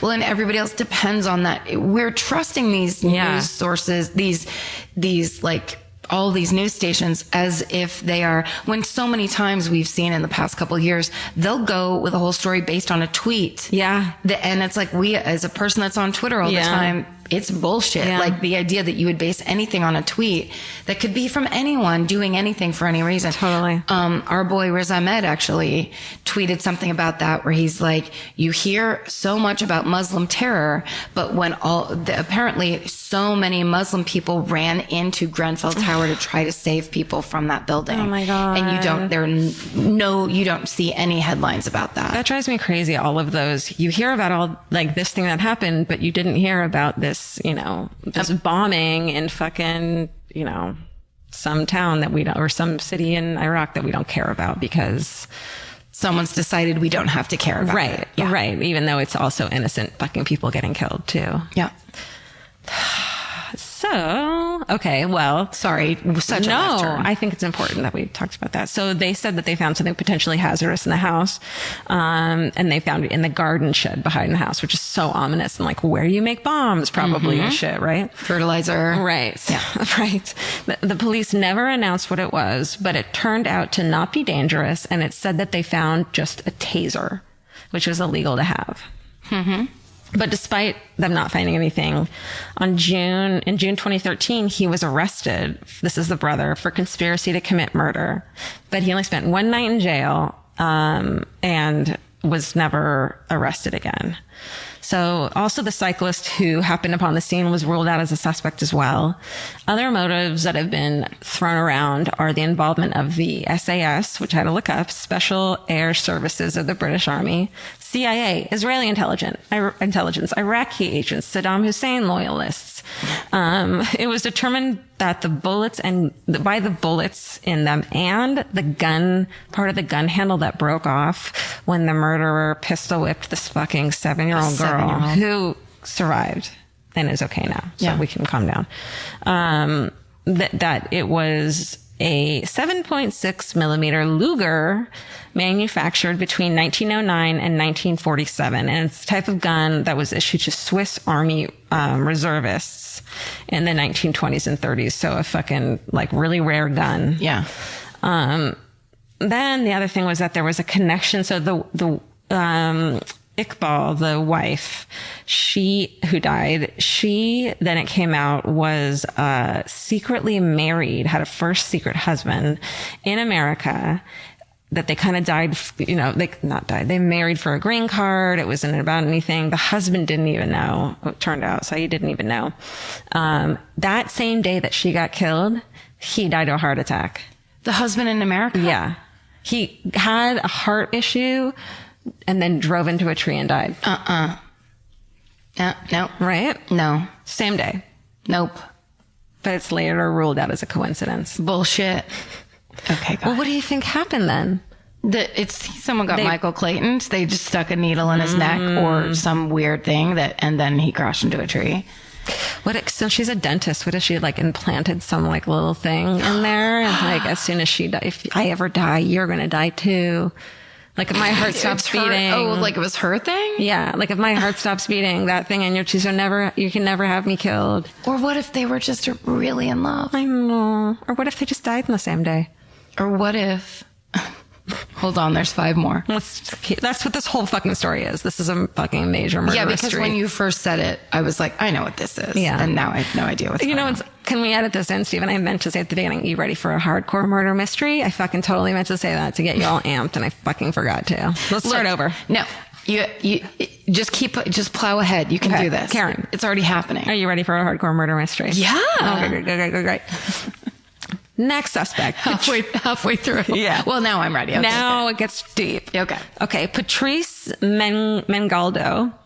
So the sister of the cyclist who died at the scene told police that she was in an on-again, off-again 7-year relationship with an French Foreign Legion sniper named Patrice Mengaldo.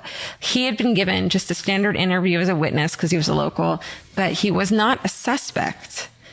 But then he wasn't a suspect. 21 months after the killing, leaves a suicide note saying he couldn't handle being considered a suspect and shoots and kills himself. What? Yeah. Not being a suspect. He wasn't a suspect. He said he can't handle being a suspect. Considered a suspect, which he wasn't. And he was a fucking sniper. Right. Then, okay, Michael Hecht. In 2016, retired police captain turned private detective Pascal Hutch, who I want to fucking hang out with, he tipped investigators off to this 1986 murders of school teachers Paul Bellion, who was 29, and Lorraine Galsby, 28, of Derbyshire. So these 2 school teachers, these like sweet baby angels, they're fucking engaged and shit. They're on a cycling holiday when they fucking disappeared. Their bodies are later found in a shallow grave in a maize field in Brittany. That's corn, aka corn. They had been found back to back, gagged, and they had been shot with a hunting rifle. And the case had been unsolved for almost 30 years, and the French detective thought that the similarities were really interesting. And in fact, the mother of Lorraine, the young woman who had died, said that the moment she heard about the murders in Annecy, she thought the cases were linked because there were so many similarities. Wow. Yeah. The main suspect in those murders is 53-year-old Belgian Michael Hecht. What's Michel? Michael? Isn't that Michael? Michael? Mr. Hecht. Where are you getting Michael from? Michael. Michael. Edit that, Steven. Well, I can't remember now. I can't remember in French class what. They probably didn't teach you that. I think Michael in French is Michel. Right. Yeah. Okay. Well, he had been jailed in 2008, this fucking dude, for trying to kill his own family. Whoa. He shot at his brother, sister-in-law, and their baby. None of them died, but they'd all, been injured. He had been in jail in 2008, and he had been let out of jail for that 10 months later. And I don't understand this. He had already been on remand for 3 years, meaning maybe he had already spent 3 years in jail, so they let him out. I don't fucking know. Sounds insane. For the same. Oh, so they're like, look, you've done your time for almost trying to kill your whole family, including a baby. Okay. Mm-hmm. So Hecht, allegedly, he confessed to the killings of the school teachers while he was in jail to a dude who was there. But the judge ruled it inadmissible, and the DNA from that murder was lost. So he now lives in France. No. Fuck. Because it's like... What's it look like? Vossas. Yeah, that sounds good. Okay. And it's 2 hours from Annecy. That's where he lives now. Okay. Okay, so they noted that the shooter had fired 21 times, mostly at this vehicle that was moving. 17 bullets hit people out of 21. Not one of those bullets hit the frame or the doors or the fenders or any other part of a moving car. 8 of them were headshots. Shit. So it made investigators think that it was a professional. Yeah. 2 in the head, which is the way special ops and assassins are trained to do. So that's the each kill of them shot. got 2 in the fucking head. He didn't hit the car. Like, can you imagine? We would just be like shooting the sun. Well, yeah. Well, even a person that probably like is a hunter, has experience. A moving car? Yeah. Shit. Yeah. And then like 1 guy in the front seat, 2 people in the back seat. Okay. So anyways, it's been 5 years since the murder. The brother of Syed is now asking, he's like in it still. He's like, I didn't fucking do it. He's kind of a badass. He's like, I didn't fucking do it. Fuck all of you. No, I'm not coming in for more questioning because you don't know what you're doing. I think the French police don't want it to be a French suspect. The English police don't want it to be an English suspect. So no one's fucking working together. And this is awful. And so he's asking for a review from the British High Court judge. He thinks the French police know who committed the murders and that the dead cyclist, Sylvain Molaire, was the target and that his brother and his family were in the wrong place at the wrong time. So finally, and this is what I think fucking happened personally, on February 18th, 2014, a 48-year-old local man was arrested and made after a sketch is shown and made public of a bearded man who had been seen in the area on a motorcycle that same day. Ooh. So when the cyclist is riding up the hill to find this fucking murder, he sees a motorcycle going down the other way. Oh.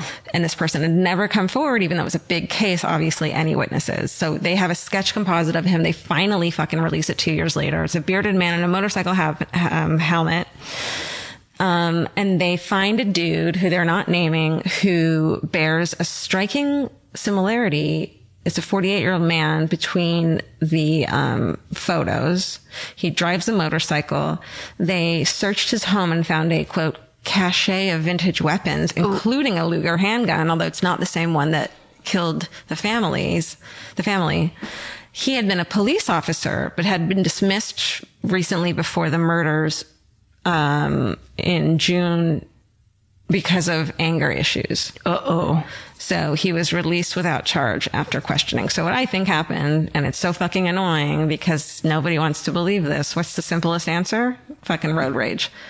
Oh, They yeah. cut him off. They cut him off. Or the reason, there's no reason given why they would have pulled into the turnoff to begin with.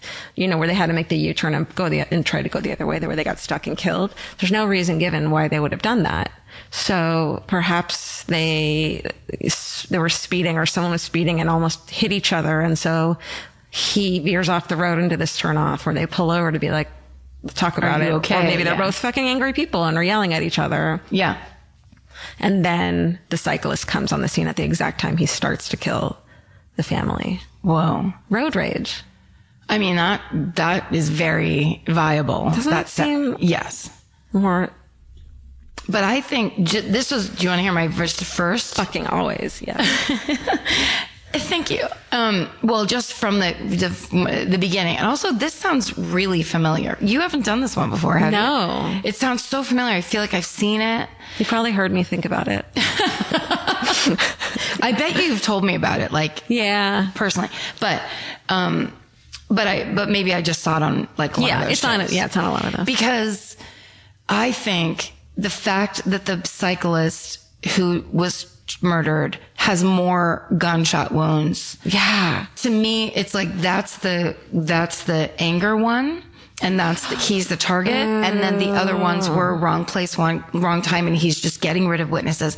And if he's some kind of a creepy psychopath, it's not like he's going, oh no, it's a family or anything. No. He's like, take out those witnesses, take out children, pistol whip a 7-year-old, whatever the fuck his deal is. Well, and I think you have a really good point, which is that the cyclist is the one exposed and he still gets 7 gunshot wounds. Yeah. The people in the car are in a car and only get 2. Yeah. And the other thing is that the dad and the daughter who got pistol whipped were outside of the car when the shootings happened. So for some reason, they were talking to either the cyclist or the killer. But the other thing is they didn't ever mention anything in the police report about there being motorcycle tracks anywhere. Oh. So this whole time I thought it was like a sniper in the woods, but you know, maybe there are motorcycle tracks they're keeping secret or something like that for investigation purposes. Or maybe he knows, like, if just say he was responsible for the cyclists who were murdered 30 years before, he has a real good system. He knows, you know, like he peels out in a certain way where it covers his track or just something like that, where he doesn't park in dirt. He doesn't park in an indentable surface or something like that. Also, here's this. Why would a father let his 7-year-old get out of the car to talk to a road rage situation? Definitely. Like, that would be a classic stay in the car. I will take care of this. Totally. So that doesn't totally, it could be the thing of like, oh, what does that man have over? You know what I mean? Like, it sounds so innocent. Or even like, we're lost. Can you help us? And it's just some fucking psychopath. Like, they were fucking random. I mean, and if they're Arabic, he could be a fucking racist piece of shit. He could be a racist piece of shit for sure. He's a psycho. But why do you shoot the guy that comes upon the scene 5 times? Or the secondary person, the non-family car person? As opposed to couple times, as opposed to the 2 clean kill shots to the head, which this guy can do in a moving car, so he clearly can do it to guy on a bike. Why does that guy get 3 more extra? That doesn't make sense. You're right. I don't know. There's something to that. Also, it sounds like he did the family last because he didn't stick around to finish off the 7-year-old or know that the 4-year-old was in the car. He ran out of bullets, which is why he pistol whipped the 7-year-old. It sounds like she got shot pretty early on in the shoulder. So maybe he was panicking.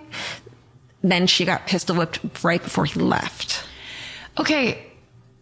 Who the fuck? Can beat a 7-year-old with a gun? Because they couldn't kill her. And the other thing is that maybe the reason he shot and had to make sure that the cyclist was killed first was because he's the one who had the easiest getaway. A bike? Yeah. Not if that guy was on a motorcycle. Right. True. I mean, it's to me, it's this. Go with me on this. Let's do it. I'm here. I'm there. The people are already parked at the turn thing. What do you call that? Layout? What are they calling it? They call it a layabout. But it's like, for us, it's like to let someone pass you. A shoulder. Shoulder. Thank you. They're pulled over because they're like, look, we're going to go down and look at the river. We're going to go take a picture, take a family picture, so whatever, something, some nature thing. They hear something and it's like, everybody get in the car. We got to get out of here. Then the motorcycle and the cyclist situation comes up and boom, boom, boom, boom, boom. Like it all kind of culminates in front of the car. And that, or maybe they're all ducked down in the car, like stay quiet or whatever. And well, then, they are panicking to get the fuck out of there. Yes. In the car in such a way that, and I hated to fucking mention this, and the cyclist is dead, like by the time he hits the ground, but they kind of dragged him a little bit. Because they rolled over him? Yeah, like they were in such a hurry they were freaking out to get out of there. Which means they were killed second. Yeah. Okay. Oh yeah, yeah. And there was on Syed's foot, on the bottom of his shoe, was the cyclist's blood. So he was definitely out of the car at some point. Oh, okay, okay. Sorry, God. No. This couldn't have more details in it. It couldn't be more involved. So that basically is like, what if it's this? That family's coming down out of the woods on across the street or whatever. Their shit is in the layabout. They come upon, as they're walking out. They're not walking, though, because this first cyclist who came upon them remembers them passing him at like recently. They passed him. So they pulled into that layabout like pretty quickly before they got killed. Okay. So they weren't off somewhere else. Maybe they pulled over, the daughter had to pee. That's why they're both out of the car. Him and his daughter, he takes her pee in the fucking Why woods. doesn't the mother go? That's weird. Yeah. Especially 7-year-old. Yeah. But also also it happens fast. If they come up on, say it's a guy on a motorcycle holding a gun on a cyclist. Oh. And they pull over like, this is bad. Because it's the guy who likes to kill cyclists. Yeah. So he has some weird, say it's a cyclist serial killer. Yeah. They come upon the act. The only thing is you wouldn't get out of the car. Well, they wouldn't have pulled over, probably. Yeah, they would have like gunned it for the police. But if he was still alive, they may have. Would they have on a guy with a gun with your family in the car? Yeah. I don't even know if I would do that. I would just fucking drive full force into the gunman. But what if the guy... You would then become I would probably do that. Knowing nothing about it, you're like, I'm probably just going to kill this guy. But it's the other guy who's the killer, and he's like, thanks for killing the other person. We're making a short film. What are you doing? There's a camera next to the motorcycle. The cameraman is dressed like a sniper up in the... Jesus Christ. Yeah, dude. This one's always, I love cold cases and unsolved shit. And this one is just like, this is exactly why. It's just like, I just don't think it's the complicated answers. And if it is one of them, they're you could see them being the right answer. Those two suspects are, it's definitely not not that they're engineers and they had government secrets, and it's not the brother. I really, really don't think so. Well, I feel like they would have, if they found something at the brother's house, everyone would know about it, because that would be a victory. And they would have, if they could have, they would have pinned anything on that brother that would have lived in court. And obviously, if there's nothing there, there's nothing there. And he made a really good point himself. And he's kind of happy to talk to the news all the time. He's one of those guys. Yeah. But he was like, if they were going to actually be a sniper and a hit on my brother, why would they kill him in another country with his entire family? They would have killed him 2 shots to the head while he was leaving work or like out and about. They wouldn't have. This is such a messy fucking kill. Yeah. It's not that. And to kill the whole family, like for government secrets. Yeah. Unless it's, sometimes they do that without killing the main guy. It sounds, yes, exactly right. It's like a mafia thing of like teach you a lesson. Yeah. It's not that. Because everybody goes. Everybody there is murdered. But one person is overkilled. Yeah. It's very interesting, that thing of like the very clean military 2 shots to the head. Yeah. And it's it's like one of the women were shot in the forehead. Like, it's so exact. They're like a good shoot. Yes. Shoot? A good shoot. And also that they're not ducking. Like, obviously they're sitting there. And was the little daughter already under her mom's legs? I bet you that fucking mother was like, get under here. You know, she probably saw what was happening outside the car, had great instincts, jammed her under there. Yeah. Maybe even did it just like the beginning of you pull up and there's some weird vibe happening. And it's like, get over here by me. Yeah. You know, that kind of, oh man, that's crazy. So the story is that the brother still sees his nieces, Zanib, the older daughter who had been shot. She made a full recovery, and she and her younger sister, Zina, they now live in England with their maternal aunt and uncle. And the older daughter says she doesn't remember most of the attack. They're like trying to get her to remember it. Only that she says that there was only one bad man, and she remembers her father screaming to get in the car. Yeah, that's why is she out of the car? I don't know. That's the Annecy shootings. That means that he was in the car. No, he was out of the car. Get in the car. Yeah, out of the car. Let's get in the car. Like, get in the car. So maybe she did run out to pee. Yeah. And he just got out. Good God. I know. We're going to find out. I feel like we're going to find out and have an update on this. It's so intense. It's also that frustrating thing of like somebody say I don't remember you said what, like nationality they were. Or they were from Iraq. So things like that happen and people are victimized by a killer, but it suddenly goes into victim blaming. You're a terrorist. Yeah. What did you do? What secrets did you steal? Right. Whatever. Like anytime a fucking Muslim gets killed, it's because, well, what did you do? What terror cell did you belong to? Where it's like, no. Also, think of it like how many people, not people I know, but like how many people have jobs where you could kind of connect it back to something. Everybody has secrets. Everybody has something mysterious in their life or in their past that if you chose to look at that and blow it up, you could. I mean, Jesus. It's the thing, and this is what we talked about earlier, is just that the racial profiling will never make it fair to any kind of racial profiling, no matter what it is. It's like, it's never going to make it fair it's never going to get you answers. No, it's, well, the main problem with it is we all suffer from implicit bias because our brain makes decisions for us. It's old, it's reptilian, but it's that thing where you have to decide, are you safe or not, and why? And that implicit bias, culturally, we have been told for years, people of a certain ilk, people of a certain color are dangerous. Right. That's the messaging, and that is the messaging. And even different. Just so we don't even know how to, what's it called?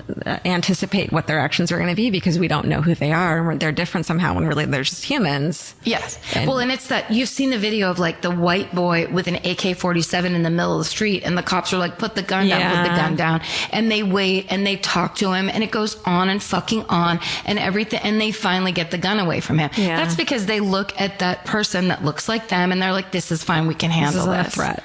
Meanwhile, you've got a person who is a registered gun owner who pulls over, and there is a child in the car, and they fucking shoot into a car 7 times, like 30 seconds after he gets pulled over. 30 seconds after he's pulled over, and the fucking cop gets acquitted. Yeah. Jesus Christ. I mean, the only good part about it, not that there's a good part about that murder. Right. The good part about the world we live in now, and as hard as it is to live in the world we live in now, is just like after, it's going to sound bad when I first say it, but like after a facial, when all of a sudden you're so broken out that it's insane. Pulls all the shit up. It's the same fucking thing is for years, people said to black people, there's no such thing as racial profiling. There's no, you don't get pulled over as much. It's all the same, all lives matter bullshit. Nobody can say, I mean, people will say that still. They'll insist, but I think more and more people are waking up to the fact this is an undeniable truth about a large swath of our population who are pinpointed and victimized because of the way they look. And not just victimized like somebody was rude to me. They're fucking being murdered in the street. Yeah. And murder is the word. It's not. It's murder. Yeah. I remember my sister and I were talking about it, and I was like, I just read a thing. I don't want to, he's the lunch man at a school, and he knew all the allergies. The kids who had allergies, he knew them. He made sure that they didn't get that food like peanut allergy or whatever. Like just this idea that we're just taking out people based on, and it's there's a really good quote of, the bad cops should be afraid of the good cops and not the other way around. Yeah. It's this thing of not all cops are this way. Yeah. But the ones that are, we have to stop saying that's okay that they are. Yeah. If you're trained, the training needs to be such that you don't just murder people because you're scared. Right. And even if the guy was a fucking drug dealer and not a fucking school teacher or the lunch guy, it's like, you still can't fucking shoot him. You can't murder people without any just cause. Right. It's man. Because you're having a reaction. Right. Because you're scared because you're not a human in the fucking world. Let's sit here tonight and solve this. Yeah. Let's sit here. It's so frustrating. And also just the person we're talking about is Philando Castile, who was murdered. Yeah. And so we should say that name. Yeah. Let's stop murdering each other. Yeah. Ironically enough, let's stop murdering each other. Let's have the good people like us and Steven be in charge. Like us? Fuck no. Are you crazy? We're such good people. And we're back. Are there updates for this case? There are updates. It's such a confounding case. On February 5th of this year, 2025, French investigators introduced a new theory in this case that the family were targets of a seasoned former soldier who was trained by the Swiss Special Forces. The soldier appeared to be staying at a campsite near the family and left the day of the murders. French investigators say they can track the same individual to a campsite 6 miles away from the murder of Xavier Balligant that occurred 1 year prior to the Annecy murders. Xavier was murdered 300 miles away from Annecy. This murder also occurred using a rare Swiss weapon. Police had also been investigating the potential theory that serial killer Norlin Lelandeus, an ex-soldier who was the main suspect in other murders that occurred in the area. Lelandeus has been in custody since 2017 and is suspected of kidnapping and murdering a young girl and killing a hitchhiker. In 2020, investigators received a judicial expertise report back from a British forensic psychiatrist with a profile of the gunman suspected in the Annecy shootings. It said he was probably in his 30s to 40s, was accustomed to failure, lived alone, was underemployed, and had a previous criminal record. Then in April of 2020, Zainab told her aunt she remembered being grabbed by a man of average build who had bitten fingernails. And a year later, she gave more details, saying she remembered a man shouting at her to get back in the car before a fair-skinned man dressed in leather grabbed her. And that same year, her younger sister described the attacker as a bald, fair-skinned European male between the ages of 45 to 55 with badly shaven facial hair, blue eyes, and gray hairs on his round face. And actually, Benedict Cumberbatch is set to produce a 6-part limited series based on the events called The Annecy Murders. So hopefully that'll do what the Yogurt Shop documentary did and bring more attention to this case. So they'll put more resources on it. And hopefully it can finally get solved. Yeah, that'd be amazing. Okay, well, now let's head back so we can wrap up the show. All right. Well, do you have anything fucking positive in this story? You go. Now I'm mad. Oh, no. Okay. Well, so I'm trying to stay off social media at night, especially because I have insomnia and it's really fucked up and it makes it worse when I read stuff. So it's all bad news. It's just all bad news. So I'm trying to read more because I really love reading. And I realize it's just become this thing that I don't fucking do anymore because I'm so like... Reading a book? Yeah, reading a book, which is like one of my fucking joys in life, aside from cats. So I found 2 now, which I'm really excited about. And so I'm like which I never do this. I'm like toggling between them because one's spooky and creepy and one's like not. So the 2 I'm reading right now, we talked about this. She did a story on, one of our minisodes, but it's called Startup by Dori Shafrir.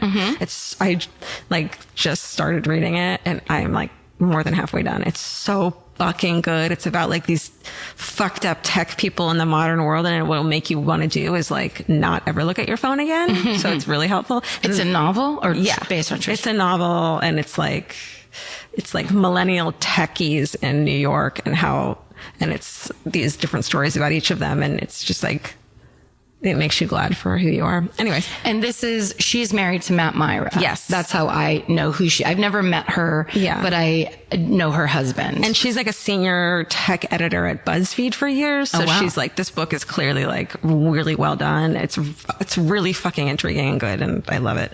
And then the creepy fucking scary one that I can't read that late because I'm scared is, it's called Black Mad Wheel, and it's by Josh Mallerman, which is actually a friend of Vince's from Michigan. And he wrote this incredible book called The Bird Box that's creepy and fucked up and post-apocalyptic. And this one's Black Mad Wheel, and it's fucking creepy. And it's about like this noise that the government comes to like make this dude who's a musician find out where the noise is coming from because it's like making nuclear shit not work anymore. And it's just like super spooky. Ooh. Yeah. That's awesome. Yeah. So fucking reading and getting out of this is helping me. That's good. Yeah. That's very good. What about you? The positive thing. Oh, well, this is okay. I will say it this way.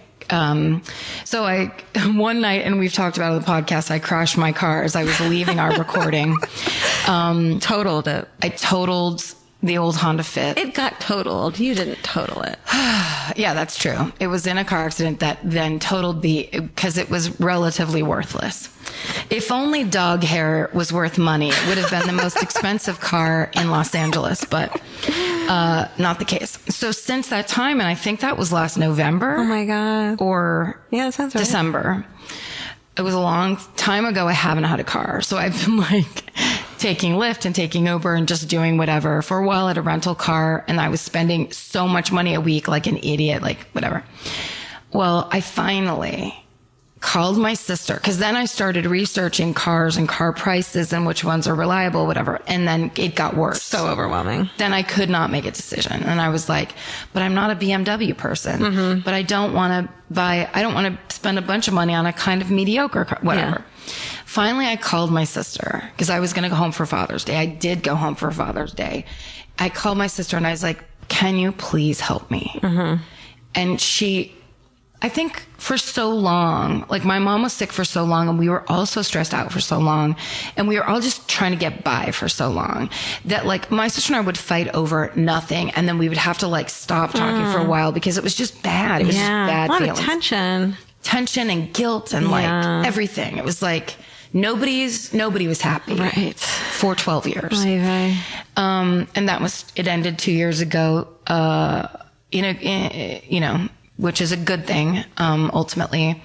So, but I finally realized this is one of the main things my sister and I fight about is how fucking controlling she is. Like I have to ask her to unlock the car door so I can get out, and it makes me so mad. Like I have all these things where like if the car door is locked when I try to get out of it, I am immediately enraged. I'm the same way when I try to get into it. You're coming to pick me up, or we're walking to the car together, and I try to open the handle and it doesn't fucking open, and I'm there.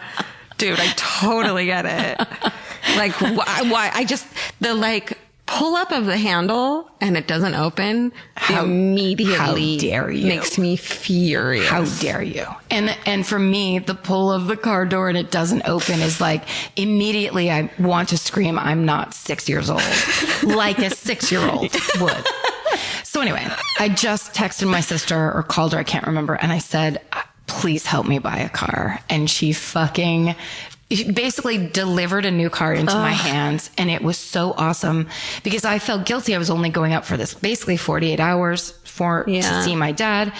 I knew that was going to take a huge chunk of time, which would in the past make her mad, but she couldn't act mad. So it would be like all that stuff. Oh God, sister. So instead I was like, can you please help me? Like I can't take another Uber. And she was like, I got you. Yeah. And delivered. Some people we're all good at something different. Well, exactly. And she goes, I said, thank you for momming me through this. Aww. And she was like, it's my favorite thing to do. It's like we basically figured out the good points of those things instead of always the bad. You used her powers of being a control freak for good. Yes. And I got to get my baby, somebody help me out. And it worked. You asked for help and it was delivered. And I didn't get kicked in the goddamn teeth. So anyway, now I have a new car and I love it. And I can make phone calls from my steering wheel and all these things that modern people get to do. You just got a flip phone and duct taped it to your steering wheel. I got a new phone I got a new car and it has a phone in it. No, it's a fucking sweet car and it's made me want to buy a new car too. It's nice. It's, also just, you have to have a car. You have to, I would do things like I wouldn't have groceries and I'd be like, I have to figure out the next time I go to Georgia's and I take an Uber home. Right. First I'm going to walk to the grocery store, then I'll get the Uber. Like shit like that where it's like, this is stupid. Hey, let's make my life harder. That's what I'm all about. I like to stack problems and never solve them. My therapist is like, spend your fucking money. Yeah. Even if whatever money you have, spend a little chunk of it to make your life fucking easier because you're always stressed out about life being hard. That's right. You can't, it's so true. You have to remind yourself of the good part of what you have. There's lots of things to be stressed out about. If you work really hard and you work all the time and that's your life, I get it. And I do the same thing. Take the money that you make and instead of being paranoid about not having this or that, spend that money so you understand what the good part about working hard is for. Dude, and that's happened to me today. Get your fucking house cleaned professionally, your apartment cleaned once a month. Ooh. I don't care how small your apartment is. It's fucking brain changing. Yeah, that's a good idea. It's brain changing. I'm going to do that. Chemistry changed. Also, I have to get a handyman to come and pick up the couch that's just laying on my patio. That would make sense. I'm a little Sanford and Son at my house just because I can't. It's that thing. I'm gonna have to call my sister. Stuff like that's hard. It's hard sometimes, man. Everyone's just doing our best. Yeah. Everyone's trying to do Steven's best, but that's too high of a... I wish I could do Steven's best. Steven, if you owned a truck, you could take care of these problems he would for do me. It tomorrow. Do you want to buy me a truck? Yes. Rent Steven a U-Haul. Laura, get Steven a truck. Laura. Okay, we are back. So this episode was originally titled Jews versus Catholics. So if we were naming it today, maybe we would call it... A Milkmaid's Constitution, which is my joke that's how Mary Ashford stayed out all night. Or we could call it Georgia's Early Rave Days, the remix that Steven made. And then, of course, AKA Corn, which is the joke we made about maize. All right. Thank you guys for listening to another episode of Rewind. Let's say goodbye back in the good old shitty days of 2017. You guys, more than anything, thank you for fucking listening and being good people, hopefully. Even you skippers. And especially you Satanists. Yay! Stay sexy. And don't get murdered. Elvis, you want a cookie? Bye!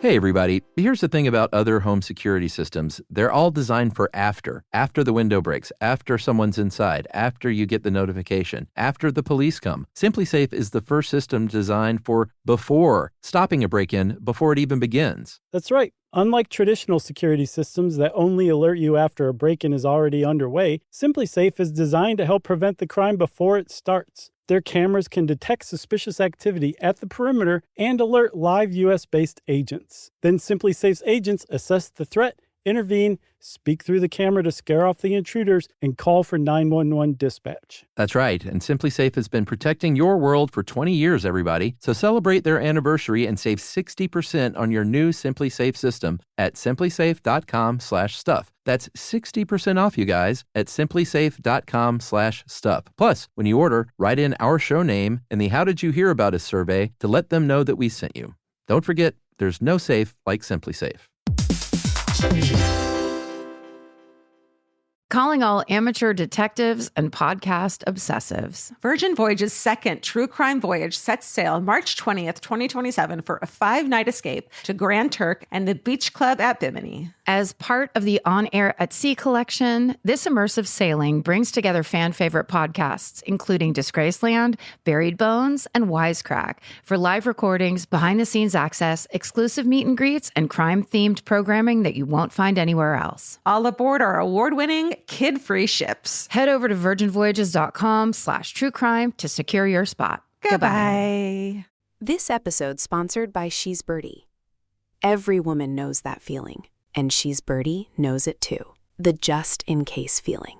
Just in case I hear something. Just in case someone tries the door. Just in case I need to wake up fast. It's not fear, it's awareness. And Birdie Box from She's Birdie was made for exactly that. Birdie Box is a portable travel door alarm designed by She's Birdie for hotels, dorms, Airbnbs, and anywhere you're staying away from home.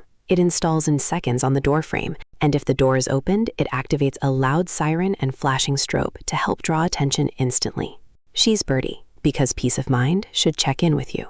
Birdie Box by She's Birdie. Visit shesbirdie.com. That's SHESBIRDIE.com. And order your Birdie Box before your next stay away from home.